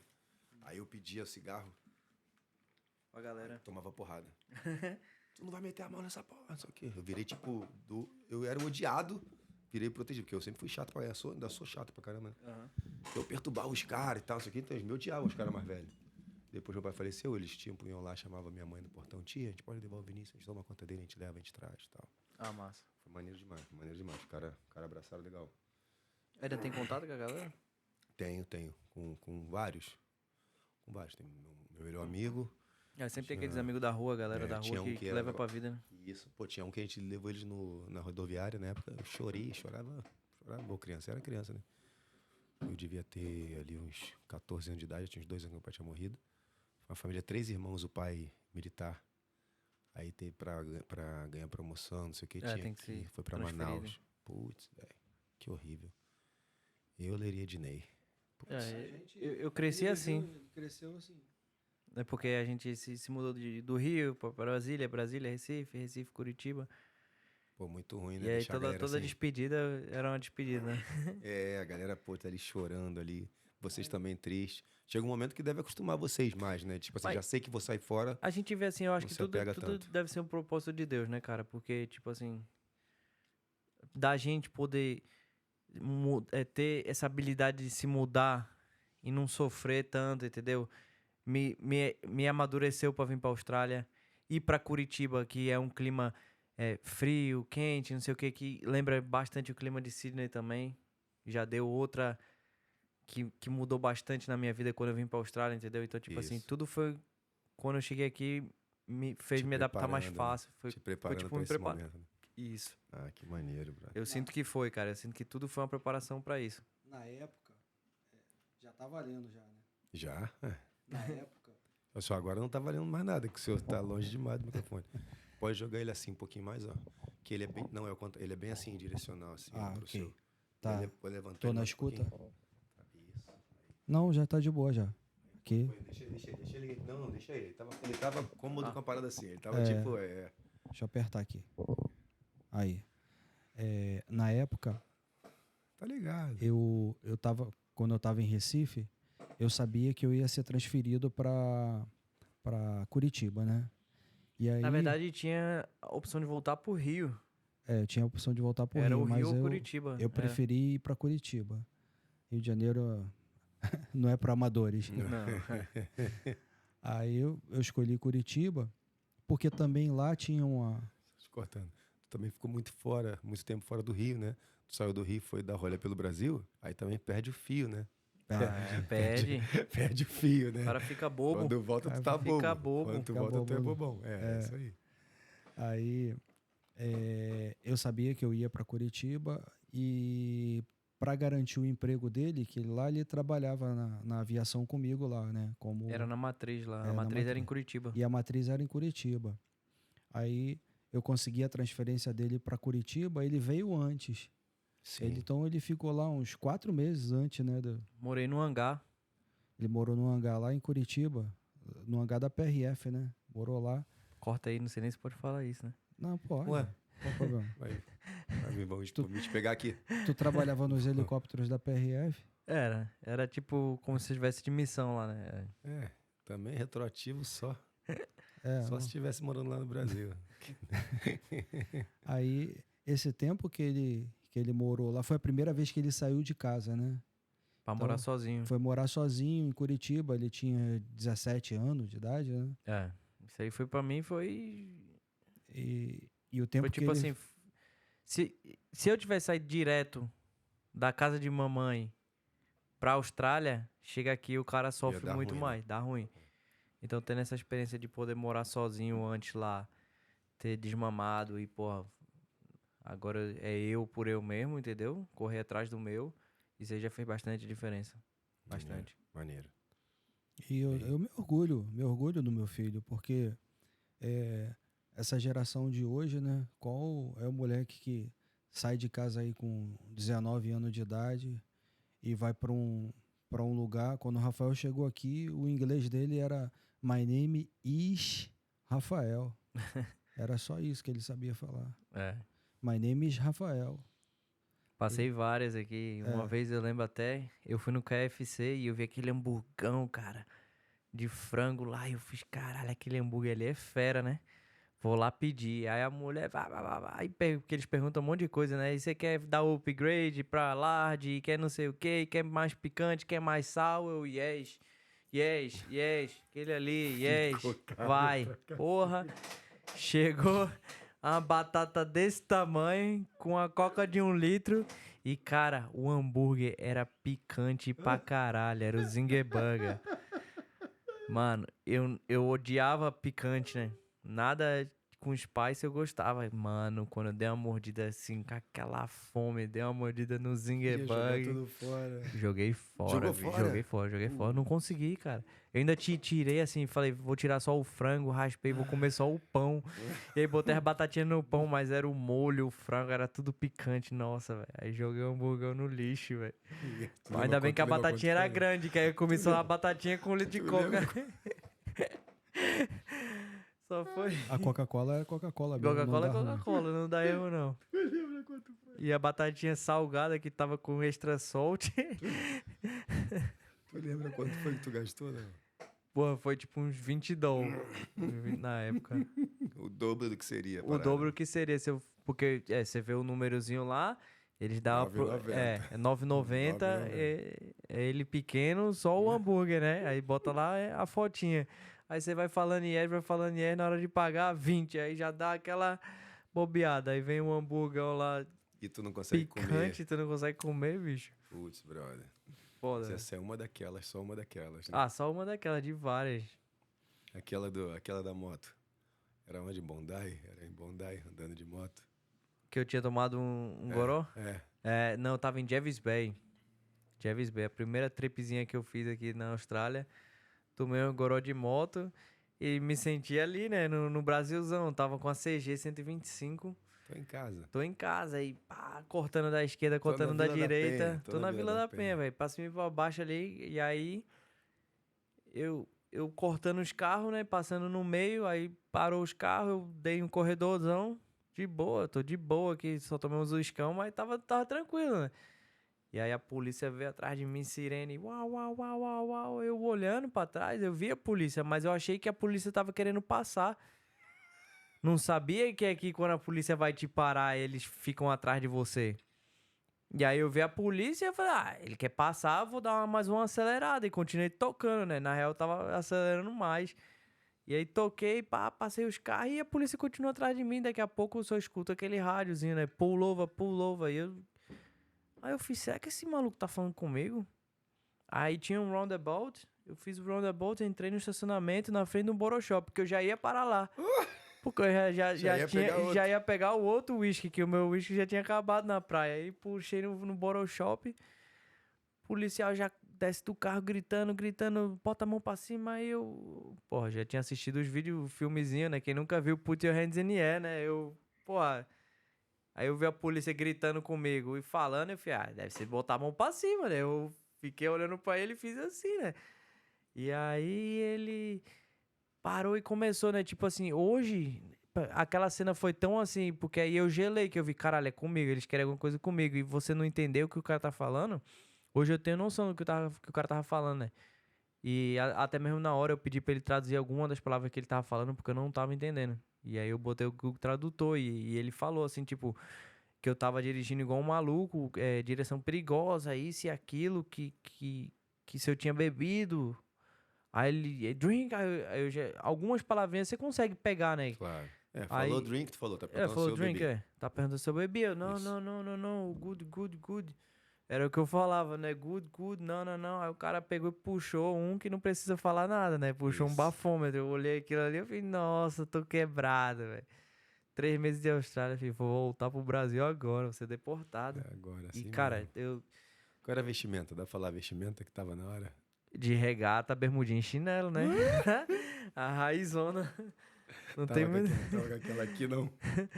Sabe quando eu puxo aqui a camisa, bota atravessada a regata? Ah, sim, assim? Não, ainda não tava desse jeito, não. Eu tava só de regatinha e bermuda. E tava com a mochila, porque a mochila foi que eu fui pra buscar umas pizzas e comprar o uísque pra continuar a tomar uma na praia. Aí o policial, bafômetro. Aí ele conta de 1 até 10, aí eu contei. Aí ele, não. Aí você tinha que contar e depois assoprar. Eu assoprei e, cara, deu 0. Deu 0. E aquilo ali foi tipo. O bafômetro tava quebrado, Rafa. É um milagre, né? Era um milagre, velho. Não tinha explicação. Assim, uma oportunidade mais. E era Deus falando assim: não, vou te dar mais uma oportunidade de ficar na Austrália, que tem coisa melhor pra você. Você vai crescer ainda. E, cara, aquele bafômetro deu 0. E aí o polícia falou. Que aí ele botou no celular e falou pra mim: a sua moto vai ficar aqui e você não pode dirigir hoje mais, né? E tal.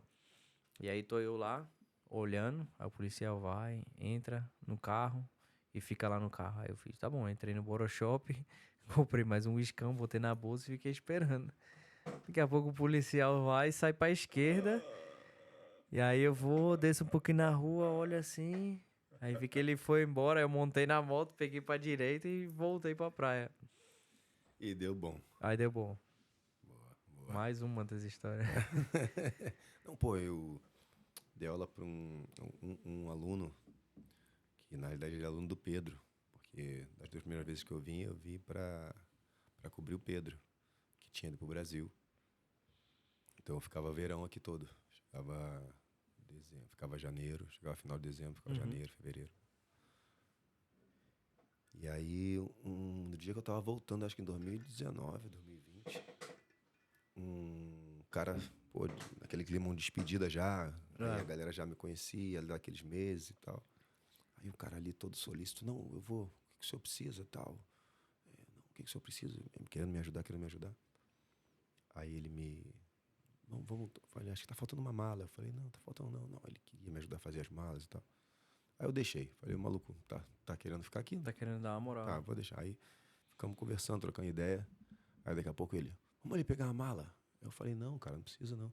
Ele, não, vamos ali, tem um Salvos ali, né? Um Salvation Army ali, um Exército da Salvação, pertinho da academia de Wollongong.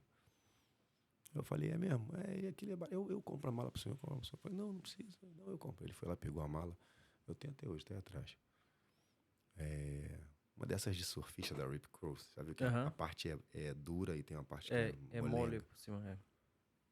Aí ele pegou essa e tal. Acho que ele pagou, velho, $18, eu acho. Na mochilona. Naquele malão. Quando a gente entrou no carro dele pra ir buscar a parada, eu vi um bagulho diferente. Não falei nada.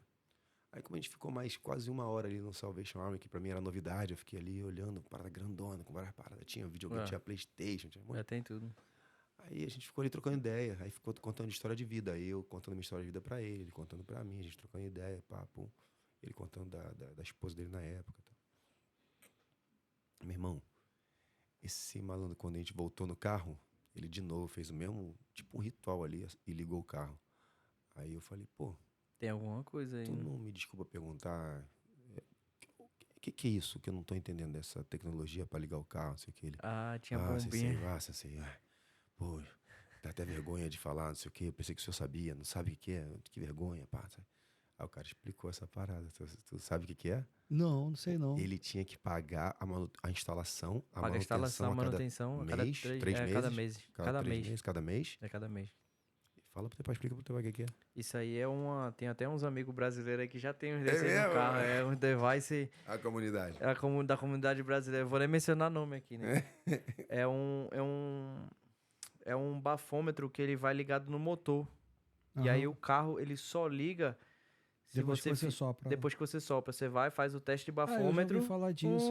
Aí ativou. Os pais botam no carro dos jovens lá dos Estados Unidos. É mesmo? Não sei. Aqui no caso, aqui ele nos foi Estados pego Unidos. numa blitz. Se você for pego na blitz bebendo, Ele deu... pra continuar como uma good behavior... Como tipo era assim, a primeira vez como dele, foi a primeira vez, pego, eles te dão uma good behavior, que aí eles instalam isso no carro. Aí a juíza lá falou pra ele, ó... Vai pra você não ficar sem dirigir, né? Pra não ficar sem dirigir 1 ano. Mas o custo que dá pra pessoa... de instalação e de manutenção... Você paga pra botar, pra manutenção e paga pra tirar depois que acaba. E ele falou ainda, vou ter que pagar pra tirar. Isso, e nessa brincadeira, eu acho que a instalação parece que é $3.000. Era uma parada absurda. E aí você vai pagando $1.000 a cada mês, e aí pra tirar você ainda paga mais 3 também. Aí toda vez que, antes de ligar o carro, ele tem que soprar. Toda vez. Ele toda tinha vez. feito na academia, a parada é 1 minuto da academia, no relógio, 1 minuto. Você entrou no carro, esqueceu alguma coisa em casa, desligou o carro e voltou, tem que assoprar de novo. Fazer de novo. O motor só liga. Muito mais barato não beber. Se beber, não dirija. Cara, por favor. Que loucura, brother. Se beber, não dirija. Não é uma coisa que você se orgulha, né, quando você conta a história, mas faz parte da tua história. Não, claro, pô. Você dá risada. Passou. Tá vendo? Tu tá com a camisa da seleção brasileira aí, mas qual é o time que tu torce, já que tu já viajou, morou no Brasil todo? Flamengo. Flamengo? Flamengão. Assim. Não tem como não ser, né? Tem como não ser carioca e não ser mengão. Você... Desculpa aí quem torce para os outros times, né? Olha lá. É o Hexa. Hexa de 2009. Vai comigo pra tudo quanto é canto. Outra coisa aqui, isso aqui você vai gostar. Tem a galera que torce pra outros times, né? Mas são poucos. Gosta de sofrer, né? Caramba. Eu tinha todas. Tinha tudo na Argentina. Eu era assinante da Tatame. Ele foi. Eu fui assinante da Tatame. Primeiro mundial de jiu-jitsu. Né? Caramba. Essa daí é... Uma academia que eu tive lá, a gente fez uma parede toda só de xerox. Dessas fotos assim, das revistas. Mas era muita revista. Aí, quando mudou, deixou tudo lá. Pô, isso aí, e aí vale alguma coisa, né? Tem um cara lá que é fanático. Ele sempre falava, cara, o dia que tu for dá pra mim, vende pra mim. Eu dei pra ele tudo. Isso é relíquia. E algumas coisas... Aqui tem uma parada da Argentina também. No ano que eu mudei pra lá, foi a melhor colocação da Argentina como no rugby, né? Na Mundial de Rugby. Eles gostam muito e tal. Na real, o rugby é forte na Argentina, né? Ficaram em terceiro, foi a melhor colocação deles. Foi o ano que eu fui mudar lá. E também nevou nesse ano. O Brasil não é nem ranqueado em rugby. Não tem nem ranking, não né? participa. Eles, na real, tipo assim, os argentinos fazem... Como é que fala? Intercâmbio, né? Fazem as trips pra cá. Pra Austrália. Pra poder aprender. Austrália, Nova Zelândia e África do Sul. A África do Sul é forte Os também. brasileiros vão pra Argentina. Tem a galerinha que curte. O brasileiro que curte, que quer jogar, o mais perto é ir pra Argentina. Tem a galera que faz na areia. Ou tem alguns clubes de rugby assim, bem embrionário. Os caras querem fazer um intercâmbio pra ter contato com um jogador mesmo profissional e tal. Pra ir pra Argentina. Profissional não, profissional mesmo é quando eles são contratados pra jogar na Europa, né? França e tal, que é forte, Inglaterra. Muito argentino na França jogando rugby. Então tem flamenguista. Então a gente tá aí. Estamos em casa. Na mesa vermelha. Que é a nação. Saudações rubro-negras a todos que estão assistindo. Não importa para quem você torce. Se estivesse aqui hoje, você ia sofrer. Não? Of course. E Rafa, como é que tá hoje? O que tu faz da vida? Como é que transformou essa história? Como é que tu... Porque aí tu já começou o teu primeiro dia de label... no segundo, terceiro, na primeira semana que tu começou, não deu aula não ia viver, mas tinha que pagar tuas contas, tinha que pagar teu visto de estudante e tal, que é a correria aqui, né? Que aí, aí muita coisa que ainda tem os números na cabeça assim, mais ou menos, pra chutar assim, 2024, mais ou menos quanto é que o nego gasta... Hoje em dia, quanto o nego tá... trimestral, semestral, como é que é? Aqui depende da escola. Se for escola de inglês, elas são pagas por semana. E aí... O VET, né, que eles chamam do curso técnico, né, que seria certificado 4, o diploma que você aplica depois do curso de inglês, depois que você tem um pouco de inglês, eles são pagos mensalmente. Mas de preço assim, cara, era mais ou menos na época que da escola de inglês eu tinha pagado tudo do Brasil, porque eu tinha recebido aquela recessão, então eu paguei 6 meses. Então, os primeiros 6 meses eu tava pago. Tava pago, então foi muito mais tranquilo também. Sim. Mas aí, quando você tá aqui, vivendo aqui também, que você acha que pô, você tem algum dinheiro, você não tem nada, né? Porque quando você começa a converter... E na época, o dólar era 1,70. 1,70 de real. 1,70 para 1. 1,70 para 1, era. Em agora, 2017. E agora tá 3,60. Agora tá 3,30, 3,20 e pouco. 3,24. 3,24. Então, assim, um ano atrás tava 4,20. Quando bateu a pandemia, isso aí e tal. Mas assim... então eu via que ali no jiu-jitsu, até eu começar a aprender o inglês pra poder começar a ganhar alguma coisa, eu ia ficar muito pra trás. E aí não tinha condições, porque aí começou a chegar as contas, renovação de visto, isso e aquilo. E aí eu comecei a pagar aluguel também, que é outra coisa que aqui na Austrália a gente paga por semana, né? Então, cada semana que passa, é que eu falo assim, tipo assim, comparando o Brasil ou a Europa, que você ganha por mês, entendeu? Tipo assim, se você tá no Brasil, alguma coisa deu errado, você tem aquele mês todinho pra se recuperar, entendeu? Pra levantar, né? Entendeu? Seu mês foi ruim, você tem um outro mês inteiro pra recuperar pro mês que tá vindo. Aqui na Austrália é paulada em cima de paulada por semana. Então, você teve uma semana ruim, são 2 para recuperar. 2 perdidas já é mais de um mês para você recuperar aquelas 2 semanas perdidas. E 2 semanas não é nada, entendeu? Passa muito rápido. Passa muito rápido. Então é conta em cima de conta e só acumula. Então você tem que fazer e ir pra correria, entendeu? E aí... E, cara, mais uma vez o jiu-jitsu, como eu falo que é o network, não podia não mencionar o nome desse cara, eu tava na obra, trabalhava eu e o cara que era meu flatmate, que virou irmãozão também, que era o Caio, a gente tava trabalhando de label, cara, e a gente tava enchendo um caminhão de 12 toneladas na mão, de areia. E a gente, enchendo. E tinha esse cara... Ele tava sentado na máquina, numa escavadeira. E aí eu olhei assim, eu falei, porra, eu vi a foto desse cara ontem, num stories no Instagram, que ele tinha sido campeão de jiu-jitsu. Aí eu falei, porra, eu conheci esse cara. Xandinho. Loucura, mano. O cara tava sentado na escavadeira e tinha sido campeão de jiu-jitsu, tu viu no Insta? Eu vi no Insta, porque eu tô aqui, então o jiu-jitsu, eu vivo o jiu-jitsu, né? Mesmo não sendo profissional só como um lifestyle, mas, pô, todos os meus amigos que eu tenho até hoje de infância... Por isso que você tá aqui. É o jiu-jitsu. Eu tô aqui pelo jiu-jitsu, o Vini, entendeu? Tipo assim, 90% dos meus amigos hoje são do jiu-jitsu, entendeu? Então esse cara aí, eu falei, pô, esse cara é bonitão, cara. O cara é todo malhadão ali. Eu vi ele ganhou ontem lá, eu tava zoando com o mano. Ele ganhou ontem lá a competição de jiu-jitsu. Vamos lá perguntar se é ele mesmo. Aí a gente chegou lá no mano, você ganhou? Ele, fui eu que ganhei e tal. Aí eu falei, pô, eu vi lá, parabéns, não sei o que tal. Tu treina onde? Ele, treino na Legacy. A galera lá, eu não conhecia. Eu falei, pô, que massa. E aí, passa mundial aí, pô. Ele vinha com a máquina, jogava a terra pra gente lá. Ozzy, o Brazuca. Não, brasileiro esse cara, brasileiro. O nome dele é Xandinho. E eu chamo ele de baiano, porque era até sacanagem, ele não é baiano não, mas a gente chamava de baiano porque ele ficava preguiçoso, não fazia nada. Só ficava sentado lá na máquina e falava, pô, esse cara é mó baiano, né? E aí...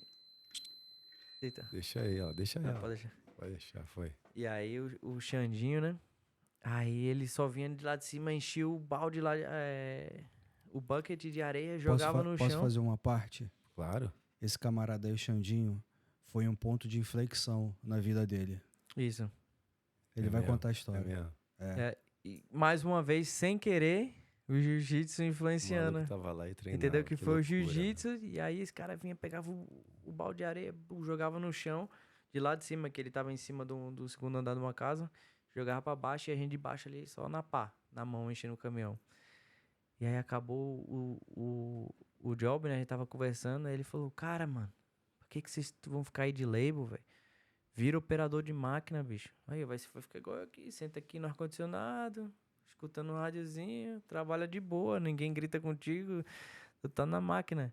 Quem faz força é a máquina. Quem faz força é a máquina, o Xandinho falou. Aí eu, porra, esse cara é maneiro, velho. Aí, pô, aí tu treina onde? Na Legacy, isso aqui, tá, vou lá dar um treino também. Aí fui lá, dei um treino com ele. E aí depois também a gente trabalhou a semana toda junto e foi trocando ideia. E ele me deu o número desse cara que fazia o ticket de escavadeira. E aí passou um tempo, cara, não foi direito. Não foi assim que ele me falou, não. Passou quase um ano. E aí, mas sempre fiquei naquela cabeça, pô. A semente. A semente tá que ele botou. Eu falava até com meu pai, pô, pai, o Xandinho me deu o número do cara, mas era $3.000 pra fazer o curso. E, pô, não quero gastar esse dinheiro. Meu pai falava, pô, Rafa, vê aí como o Xandinho tá. O Xandinho tá bem pra caramba de vida, faz. Aí eu, pô, é um dinheiro pra você investir, né? Que, tipo assim, não é todo mundo que... Vai retornar rápido. Aí ele falou, não, vai se pagar rápido. Aí eu, pô, beleza. Fui lá, fiz o curso com o rapaz que ele me mandou, o Glenn. E aí fiz 3 dias de curso, primeiro, segundo, terceiro dia. E aí depois que eu fiz 3 dias de curso, eu ganhei o meu ticket de operador, né? De escavadeira. Mas eu ainda tava assim, meio leigo, né? Tava, pô, 3 dias só operando, você tá ali... Vai meter a mão na escavadeira. Vou meter. Aí eu falei, pô, tem que arrumar um emprego, né? O que eu faço? Cara, se eu chegar pra alguém e falar, meu terceiro dia, tô aprendendo, ninguém vai te contratar. E ninguém quer. E aí eu cheguei, meti o louco numa empresa, apliquei com 3 anos de experiência. Cada dia era um ano, né? Apliquei com 3 anos de experiência e trabalhei, velho. Os caras falaram, vem, você tem mesmo? Aí o cara não falou nada no primeiro dia, não falou nada no segundo dia. E aí eu fui ali, cara. E fui desenrolando. E até hoje, depois desses 3 dias, até hoje, nunca mais parei de trabalhar como já tinha me falado isso. Eu gosto muito dessa frase. Gosto muito dessa frase. A primeira vez que ele falou pra mim, ele falou, quando ele me contou isso uma vez, ele falou assim, e até hoje, desde aquele dia, nunca fiquei sem trabalhar como operador. Nunca fiquei. E o operador, ele ganha um pouquinho melhor do que o label, né? Ah, ganha, com certeza. E eu lembro, é que ele não falou. Ele passou esses 3 dias de curso, lá no local do curso tem um monte de máquina. E aí ele foi tirando foto nas máquinas, sabe? Pra montar um Insta dele, de experiente, né? De experiência de 3 anos. Já trabalhei com essa, já trabalhei com aquela. Eu cheguei lá na obra falando isso aí. Não, essa máquina aqui, não, essa aí eu já conheço de ponta cabeça, tá ligado? Só metendo louco mesmo. Não, e se, tipo assim, se tu não fizer besteira, tu vai trabalhar, os caras. Tu vai tá com tudo fresquinho. Se tu fez o curso na moral e aprendeu, tá com tudo fresquinho, tu vai conseguir fazer a parada. É igual motorista novo, né? Pô. Você tirou a carteira de carro, você ainda... Mas você sabe dirigir. É aquele negócio, você vai dirigindo ali devagarzinho na sua cidade, entendeu? Você não vai chegar... Isso. Você acabou de aprender a dirigir, já vai meter o pé na BR pra viajar 3 dias, entendeu? Pô. Então você tem que ir vai ali no que você sabe, no que você aprendeu. E vai melhorando as coisas que você aprendeu. Cara, eu nunca ninguém pediu meu diploma. Nunca. E eu fui pra primeira entrevista, depois dessa patada que eu tomei, né? Eu nunca mais também ofereci. Mas a primeira entrevista que eu fiz, assim, depois de formado, eu comecei a trabalhar, eu tinha 12 anos de idade, mas depois de formado, foi na Argentina. Eu comecei a trabalhar com mais ou menos a mesma idade, 12, 13 anos. Eu entregava almoço em Recife. Não precisava, entendeu? Mas eu entregava marmita e aí entregava pizza, né, nesse restaurante que era na esquina de casa. E aí depois de um tempo eu comecei a trabalhar como garçom.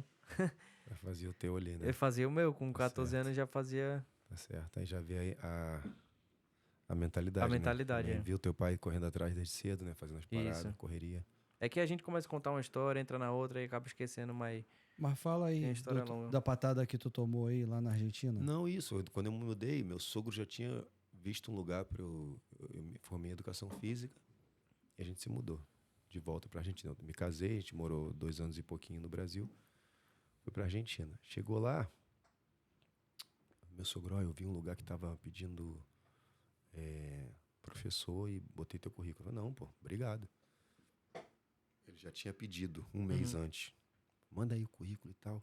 Falei, mas eu não me formei, não peguei. Mas bota, quando tu se mudar, tu já vai estar formado. Bota que tá formado e tal, não sei o quê. Eu já tinha mandado um e-mail para ele e ele botou um monte de currículo. Aí quando eu cheguei, ele falou, tem 1 semana, os caras ligaram para mim, eu falei que você ia chegar em 1 semana. Então vai lá amanhã. Eu cheguei no dia seguinte eu fui lá no cara pra uma entrevista de trabalho.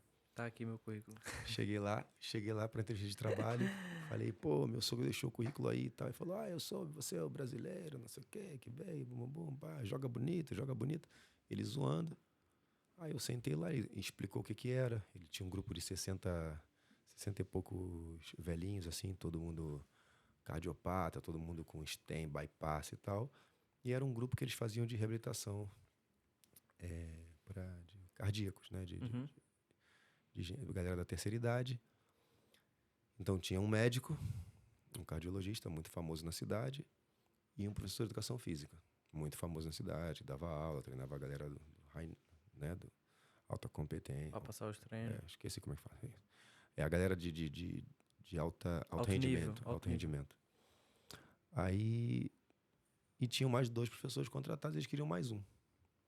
Aí, no caso, seria eu. Aí ele conversou comigo, explicou todo o trabalho, não sei o que, tal. Aí perguntou qual era o meu background, assim, né? Que eu já tinha em que área você já tinha trabalhado? Aí expliquei pra ele, aí em um momento, eu tava tipo, o cara tá falando comigo, e também a gente é do Rio, né, cara? Então a gente cresce em volta de toda hora alguém tentando dar um golpe, um 7-1 e tal. Pá. O cara quer provar que então, o cara não falei, tá cara, falando. Como é que esse cara tá confiando em mim, trocando ideia? Então, em um momento, eu garoteei ali e falei, pô, mas aqui tá o meu diploma, tu não quer ver o meu diploma?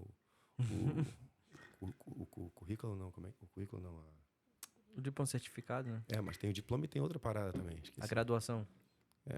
Esqueci. Que tem as matérias com as notas que você tirou e tal. Não sei sim. Peraí.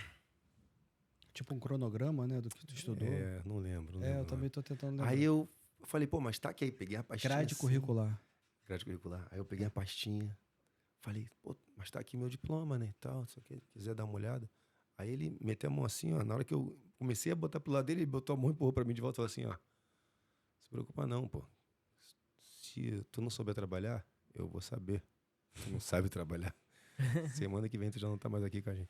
Pô, brother. É assim mesmo. Doeu muito assim. Eu falei, caraca, mano. Tipo assim. Não é isso aqui que vai. Não é isso daqui não vai mudar nada na minha vida. Aí eu peguei aqui, botei de novo assim do ladinho no chão. E eu falei, outro dia até quando eu tava trocando ideia com a Bárbara, eu falei, tu sabia que ninguém nunca viu meu diploma? Ninguém nunca viu, porque eu nunca botei na parede, então nem a galera que vem em casa vê. Tá lá, do jeito que ele saiu da faculdade, ele tá, meu irmão. Nem o cara que me contratou, foi o único cara que me contratou desde que eu me formei. Assim, contratado, foi o único cara, foi esse. Ele não viu. Mas aqui é a mesma coisa também. A galera fala, você precisa do ticket, precisa disso e aquilo.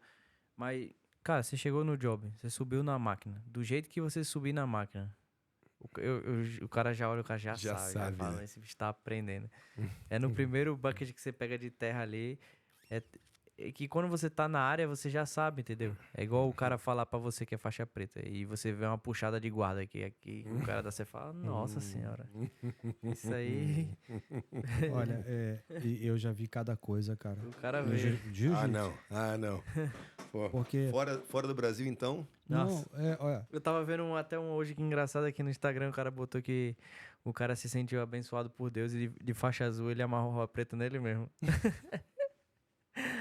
Pô, tem um agora, umas semanas eu vi no YouTube, um cara faixa marrom, acho que foi nos Estados Unidos. Essas coisas acontecem nos Estados Unidos. Só vem tudo lá da América. O maluco faixa marrom graduou 2 faixa preta e depois os faixa preta graduaram ele preto. Preta... Acontece que até... Né? Eu tava vendo até no Instagram, os caras começaram a fazer como é que diz? Um trend, né? Que era, se você é faixa preta, mostra que você é faixa preta e compartilhar. Até o Big Mac tava fazendo, os caras Diego Sem Noção, o pessoal tava fazendo no Instagram lá, compartilhando o nome da academia registrada na IBJJF e o nome de faixa preta na IBJJF. Então você aí que já tá querendo também vir pra cá ou pra qualquer outro lugar do mundo... Tenha certeza que você tá na federação, tá lá, tá registrado, vai se registrar na federação, Rafa, vai levando aquele caminho, porque isso mais lá na frente vai fazer diferença, entendeu? E não adianta você quer aplicar como atleta ou como coach, o seu currículo é o Instagram. O seu currículo é o Instagram. O Instagram Facebook, é o seu currículo Instagram, também. Não tem jeito. Não adianta nenhum papel, não adianta nenhuma medalha. Se tem a medalha em casa, a medalha não vai entrar na aplicação. Vai ter que estar foto de você no pódio, com medalha. Então, galera aí... Pode trazer 2 quilos, 10 quilos, 20 quilos de medalha, não vai adiantar nada. Ninguém vai... foto, né? É a sua foto no Instagram. O Instagram é o seu currículo. Gosta ou não gosta. A gente sabe que, às vezes, dentro da comunidade mesmo, a galera mais raiz e tal, tem aquela coisa, não ganhou nada e tal. Não pode dar atenção para isso. Vai ter que fazer um Instagram profissional, mesmo que você ache que você não ganhou nada. Mesmo que você ache que seus títulos são inexpressivos, não sei o quê. Se você quiser aplicar, arma o melhor que você puder com o que você tem. Foto de pódio, like, foto com a seguidores. Galera famosa, seguidor. Isso tudo influencia no visto de talento. Não tem jeito. E aí você matou a pau. Tá até hoje operando escavadeira. Conheceu a digníssima senhora sua chefe, esposa. Senhora minha esposa, Dona Olivia. Dona Olivia. Casamos, temos agora o Grayson, que ele tá com 3 anos de idade. Grayson tá com 3? 3 já. Que isso, moleque? Parece que tem 5. Tá enorme. Esticou pra caramba. Nossa. 3 anos de idade. Feliz, contente na Austrália. Não tá morando mais em Sydney? Não, no momento não. Tá morando onde agora? Tu tá morando em Townsville, em Queensland. Queensland. A terra da rainha. E o senhor já foi lá? Não. Vai lá agora semana que vem? Vou agora semana que vem. A gente tá indo pra Vai ficar quanto tempo lá? eu entrei aqui para passar 3 meses, né? Então, passar 3 meses viajando aí, passeando. Isso, que maneiro. Depois a gente vai... Pra onde a gente vai. Depois a gente vê pra onde vai. Que maneiro. Aí, antes de voltar, vai direto pro Brasil, de lá direto pro Brasil? Não. Ou vai passar aqui primeiro em Sydney de novo? Provavelmente eu vou pegar um voo daqui de Sydney, né? Mas a gente não vai direto pro Brasil, não. Eu ainda vou passar... A ideia é sair daqui e ir para Bali, passar aí umas 2, 3 semanas em Bali. Aí depois de Bali eu vou fazer o caminho, a volta eu não vou fazer direto, vou fazer parando. Aí vou parar uma semana em Bangkok, parar uma semana na Índia. Que maneiro. Depois paro uma semana em Portugal. Pô, quando vier de novo aqui, vem aqui de novo para contar como é que foi toda essa viagem. Tem que contar, né? Tem que voltar para falar. Vai ter muita história. Aí de Portugal que eu vou pegar um voo direto pro Brasil. Nossa, vai... Dá pra passar numa um viagem mês só, ele vai ter a quantidade de história da vida inteira, pô. Assim mesmo. Não é não? A ideia é essa. Pô, maneiro demais. Making memories. Parabéns. E tu não vai não? Não, agora não sei. Tá tudo muito ainda misturado. De repente Mistura um baile, de emoções. De repente um baile, né, bate e volta. Opa. Não? Aí eu não digo não. Baile é diferenciado. Maneiro, né? Baile é bem tranquilo de ir, né, cara? O custo lá é bem acessível. Então não é uma coisa de outro mundo, assim. Você tá no Brasil hoje, você fala, eu quero ir pra Bali. Na real, até o Igor, o passarinho, quando eu tava falando com ele no Brasil, ele tava em Bali. Na real, ele não tava nem em Sydney. E aí ele falou assim, Rafa, faz o seguinte, então, já vem logo pra Bali, que de Bali a gente se resolve. E aí eu falei, beleza, vou dar uma olhada aqui. E eu fui ver um ticket, assim, de ida só pra Bali. Na época, tava 18 mil reais. Um ticket, assim, de última hora pra Bali. 18 mil reais. Eu falei, pô, rapaz, sem condições. Não tem condições nenhuma de eu ir. Não, daqui é muito mais barato. Na última vez que eu fui pra Bali, eu fui ida e volta. Eu paguei $500. Ida e volta. Então, $500 aqui você faz num dia trabalhado. Então, a acessibilidade aqui é totalmente diferente. Operador de retroescavadeira faz num dia, né?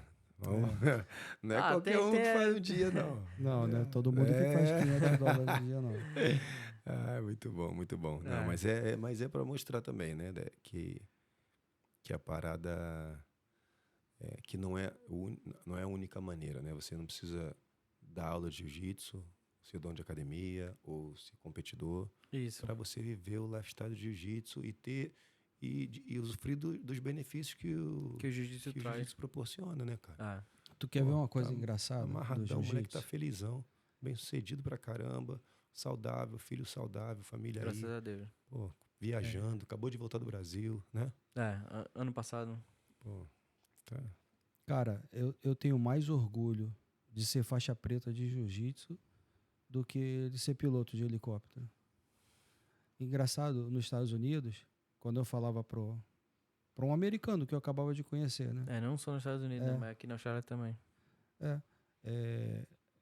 Eu falava, pô, I'm a helicopter pilot, eu sou piloto de helicóptero. Os caras, tá, beleza, tranquilo. É assim mesmo. Aí quando você fala, pô, I'm a jiu-jitsu black belt, eu sou faixa preta de jiu-jitsu. Os caras, caraca, que massa. É muito cara louco vibra. isso, né? Poxa, muito louco. Que legal. E aí as portas vão se abrindo, né? Eu, como faixa preta de jiu-jitsu, eu tive facilidade de comprar carro, porque alguém conhecia alguém que tinha um carro que estava vendendo. Então... É sempre assim. É como eu falei, o network, né? Tu tá ali sentado no tatame, trocando uma ideia. É sempre, cara. Até eu tava em Townsville, também agora treinando lá. E, pô, conheci um cara lá que super grande na área de, tipo, imobiliária e empréstimo. Um broker, né? Que eles chamam aqui na Austrália, o broker.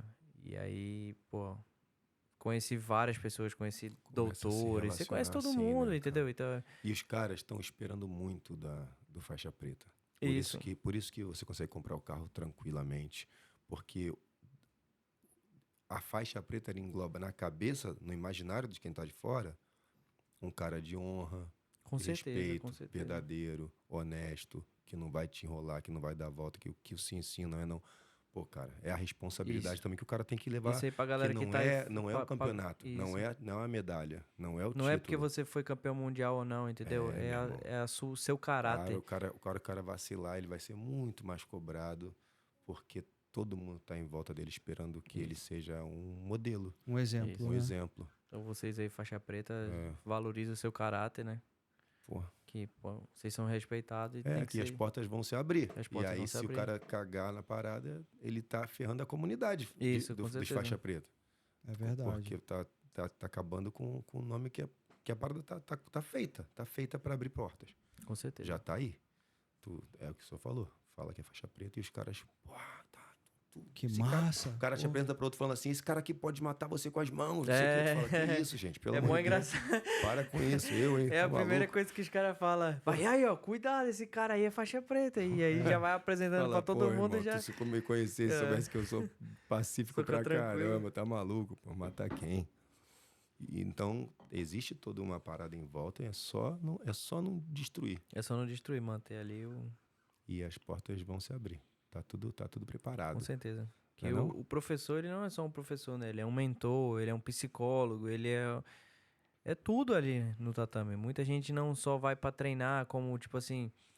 Tem gente que vai pra treinar jiu-jitsu porque tá com depressão ou tem problemas e quer usar o jiu-jitsu pra solucionar os problemas, entendeu? Então tem gente que se acha gordo e quer treinar pra poder perder peso. Então são várias coisas e para todas essas coisas, o faixa preta, o professor que tá ali, ele é aquela figura pra pessoa, entendeu? Ele é o reflexo, ele é aquele... todos os alunos vão estar olhando pra você como exemplo, como tipo, eu quero modelo, ser né? aquele Um cara, eu modelo. quero chegar a um modelo de vida. Então, vocês, professores de jiu-jitsu aí, prestem atenção no que é o seu modelo também, entendeu? Maneiro. O que você passa pros seus alunos. Na realidade, um professor ele é uma autoridade na vida de um aluno, né? Com certeza. E isso é muito importante. Porque, além de ser uma autoridade, você é uma referência. É algo que é importante. Oi? Quero sim. Cafezinho é sempre bom. É importante, é muito importante. Que é essa autoridade e o aluno, ele foi ali, né? Ele foi ali, né? Não é uma autoridade que o cara... Que Ele impuseram trouxe, sobre, você trouxe ninguém ele da impôs. rua e fez, você vai Ninguém- treinar aqui. O cara vai lá, cara, é muito... É uma responsabilidade muito grande, né? E você vê bastante também os alunos que se abrem com os professores. Tipo assim, a demonstração de confiança e seguridade que ele tem no professor, entendeu? De chegar ali pra você e abrir a vida dele, falar os problemas. Às vezes para as pessoas não são fáceis, mas ter o professor ali como um modelo de vida e pedir ajuda também acontece bastante. Pô, demais. Agora eu vou pedir ajuda de vocês. Eu que vou pedir ajuda dos faixas pretas aqui, 2 faixas pretas na minha frente. Cara, precisa ser faixa preta para vir para a Austrália? Não, Não hoje precisa. em dia não. Não precisa. Eu acho que seria um bônus você já ser o faixa preta, mas você vê aí hoje em dia bastante faixa roxa e faixa marrons também que conseguem fazer, que já dão aula de criança, entendeu? Você não precisa ser o maior campeão mundial também. Não bota isso na cabeça, ninguém vai me querer. Cara, você é um bom professor, você tem um bom caráter, você sabe trabalhar, as pessoas vão te respeitar, entendeu? Não importa a sua faixa. Outros conselhos, outras dicas. Cara casado, com mulher e filho. Cara, é difícil. Aqui é uma realidade muito maior do que as pessoas pensam. A pessoa pensa que vai chegar aqui já fazendo dinheiro pra sustentar a família toda. Não é assim. Então, melhor Você vai vir cair na antes. realidade. Melhor vir antes sozinho. Se você tem família, eu recomendaria... Eu sei que é difícil porque eu tava trabalhando um tempo fora de casa e eu sei que é difícil você não ter ali, você chegar em casa e não ver sua família e você passar, entendeu? Então, no meu ponto de vista, o cara vem sozinho e vê se é a realidade que ele acha que é mesmo, entendeu? Não traz tua família toda de uma vez e aí vai chegar aqui pra tá dando... Entendeu? A sua família tá passando situações de que não são precisas, entendeu? Então, com certeza eu indicaria, se você tem família, filho, esposa, vem você sozinho, faz o teu, entendeu? O tempo que for suficiente ali pra você se sentir Constrói o ninho confortável. primeiro, né? Constrói o ninho primeiro, faz, entendeu? Consultoriazinha. Consultoriazinha, um advogado de imigração, ter certeza no visto que você vai aplicar, entendeu? Também bote isso na sua cabeça, que você, quando chega como turista em algum lugar, você não tem o direito de trabalhar. Então não venha chegando na expectativa de, não, é de boa, chego lá como turista, vou arrumar emprego em qualquer lugar. Porque também não é assim, entendeu? A galera que também quer se resguardar não vai te contratar. Exatamente, O cara exatamente. Fala, não, Todos os insurance, work liabilities, tudo isso aí, eles são... A pessoa que está empregando um turista, ela perde tudo, entendeu?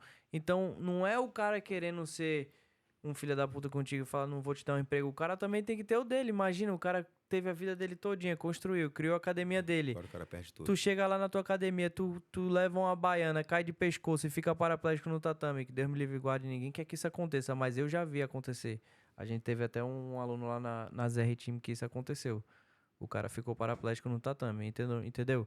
Então acontece, cara, acontece.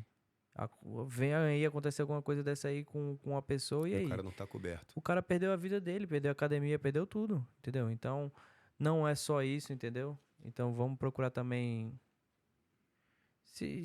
Faça uma mentoria, veja se é a coisa certa, procure os tipos de visto que você pode ir, não só para a Austrália, mas como qualquer outro lugar do mundo. Lugar. Entendeu? Tem a Irlanda, muita gente vai pra Irlanda, Europa, essas paradas. Tenta estar o mais legal possível que você conseguir pra não ter problema. E ser mais fácil pra você mesmo também, né? Boa. Excelente. Alguma dica? O senhor com a sua bagagem, com a sua experiência, que já morou fora do Brasil também. Algum conselho para quem tá querendo? Morou na Califórnia. Tentou morar aqui na Austrália também? Tem idade? Não. Nunca é tarde. Uma coisa que isso eu digo para ele, pro meu filho. Às vezes ele me liga, me perguntando, pai, eu tô pensando em fazer isso, o que o senhor acha? A dica de vida que eu dou para ele, eu digo assim, cara, o Brasil vai estar sempre aqui. O Brasil vai estar sempre aqui. Chega lá na frente, coisa linda. Digamos que você vá e não deu nada certo, mas você foi e tentou. A pior situação de uma vida é você chegar lá na frente e pensar assim, poxa, se eu tivesse feito isso, como seria a minha vida hoje? Hoje então, seria... se você não fez e você teve a oportunidade de fazer, é pior. É pior você ter ido lá, fui, caramba, não deu nada certo. O Brasil tá lá. Eu vou estar lá. Lá eu tenho minha família, lá eu tenho o meu suporte. Se der tudo errado, né? Se der tudo errado, você foi... Deu tudo errado, mas você foi, você tentou. Você mostrou que você... Então, eu diria isso. Cara, se você tem um sonho, vá, tenta. Não deu nada certo. Volta. Mas quando você chegar lá na velhice, tu vai falar assim, poxa, eu tentei. Não deu certo. O pior é você chegar na velhice e falar assim, cara, eu poderia ter tentado. What if, né? What if. Poxa, se eu tivesse ido, como seria? Tu nunca vai saber se eu não foi. Então, vá, acredite. Nunca é tarde. E nunca é tarde, né? Nunca é tarde. Amém. Maneiro demais. Obrigado, senhor André. Muito obrigado. Um prazer ter conhecido o senhor. Espero, mesmo que não seja aqui, se pudesse ser aqui, melhor ainda, né? Com certeza. Quando voltar, é verdade. Quando voltar, quiser a gente passar aqui, trocar uma ideia de novo, melhor ainda, mas se não for aqui, em outro lugar onde está tamanho, a gente deu uma olhinha, né? Fizemos um soltinho. Fizemos um soltinho. Tem que meter ali, em vez de ser o BJJ alto, né? Bota o BJJ alto e mete qual é, bichão. Vai ser... qual é, bichão? Vai ser a vinheta, né? Pode crer. Tem que botar isso aí, que é a marca registrada do Vini, cara. Eu pisar na academia, eu já lembro. Qual é, bichão? Marca registrada. A gente vai sentir tua falta, velho. Vai sentir tua falta. Agora com a faixa preta a gente não vai ter o cara lá com a gente pra fortalecer a equipe, é mole? Foi bacana demais, cara. Maneiro demais. Comecei aí na Grappling Bros aí. Quando eles abriram a academia, foi bacana ver começar do zero. O Vini, porra, botou tudo que ele tinha e muito mais. E ver lá aquela força de vontade dele pra crescer a academia. E agora voltando lá 2 anos depois quase, né? Que foi o ano todinho e janeiro de 2020, né? Mó tempão, né, mano? Passa muito rápido. Eu voltei agora essa semana na academia lá e ver, pô, bastante aluno, criança. Sem kimono, né? Aqui sem galera kimono sem cheio. Kimono cheio. Tipo, doideira. É irado demais ver que as coisas se pagam. O trabalho duro, ele se paga. É verdade. Que Deus continue abençoando aí a sua vida, a sua família. Obrigado, mestrão. E só venha ascendente, né? Eu recebo. Receba. Amém. Obrigado. Pô, não, brigadão. Tem que acionar aí os caras que você falou, um monte de nome aí, Passarinho, Bruno. Fala pros caras virem aqui, pô. Convence os caras de virem aqui trocar ideia.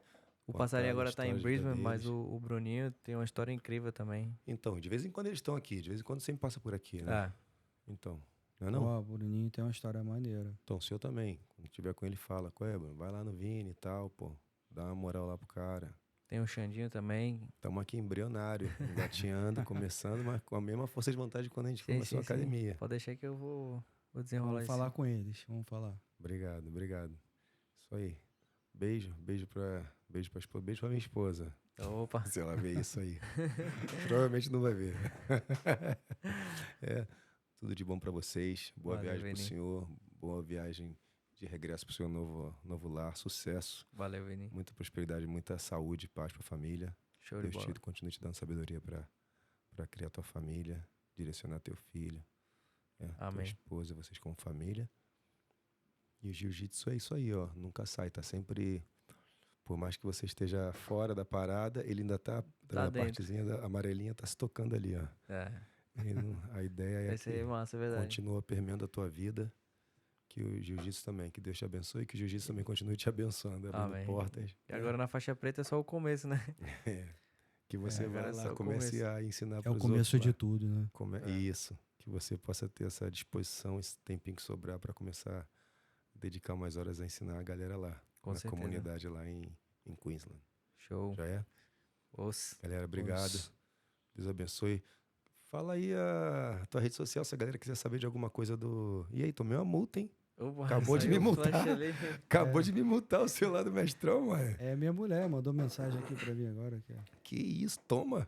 Pra galera, eu não tenho usado muito o Instagram, não. Mas vai encontrar alguma foto lá da escavadeira, alguma coisa, não? Não, na real, não. Então sobe uma amanhã, pô. É mais família aqui e tal. Sobe uma da escavadeira pra galera ver lá que tu tá falando aqui a real, pô. Vou subir a fotinha lá. Rafael Galdino e o underlinezinho embaixo lá. Rafael Galdino underline? Assim? É underline, né? Aquele embaixo. @Rafael Galdino underline. É isso aí. E aí também, se você quiser trocar qualquer dúvida também, saber da realidade, né? Não a história que eles contam, né? Fala, coming, living the dream. Não é tão fácil assim, não, mas todo mundo consegue. Isso aí. Um pouco de força e... Pode trocar ideia contigo? Pode trocar ideia, pode mandar mensagem. Aí, galera. Isso aí. Obrigado. Se tiver aí no canal do Vini também, bota lá as perguntas no canal do Vini também. Dá o like. Se inscreve aqui embaixo aqui, ó. Compartilha. E tiver alguma pergunta, manda aí nos comentários. Eu venho pela minha conta também no YouTube aqui, posso responder a galera aí nos comentários também. Te marco lá, a galera marca o Rafael. E é isso. Obrigado pela disposição de ajudar a galera. Tá vendo aí? Mais um. Em qualquer coisa, só mandar lá o privado, né? Como é que fala? Não, nos comentários. No comentário do vídeo, mas quiser no teu Instagram também. Se quiser, manda no Instagram, Rafael no Facebook, Galdino, Rafael Galdino, underline. E busca a foto da escavadeira, comenta lá a foto, fala, vim pelo BJJ Out e tal. Vim pelo podcast. E aí já sabe que é pra dar uma moral, pra ajudar essa galera. Com certeza. Obrigadão. É assim que a gente vai criando a comunidade devagarzinho, né? Com a rapaziada que vem aqui, disposta a ajudar, a se envolver com o projeto, de trazer, de inspirar a galera a sair da zona de conforto, de buscar, lutar pelos sonhos E se tiver aqui, a gente puder dar uma mão pra rapaziada, a gente vai fazer, com toda certeza. Com certeza. Isso? Mestrão, muito obrigado. Valeu. Quer falar mais alguma coisa? Não, eu mandei a foto aqui da gente aqui pra minha mulher. Ela? Minha mulher perguntando, cadê vocês? Eu falei, cara, eu tô aqui. Vamos voltar agora. A autoridade aqui, ó. Vamos lá. Um beijo, galera. Tudo de bom. Deus abençoe. Valeu. Tá? Até a próxima. Tchau, tchau. Valeu.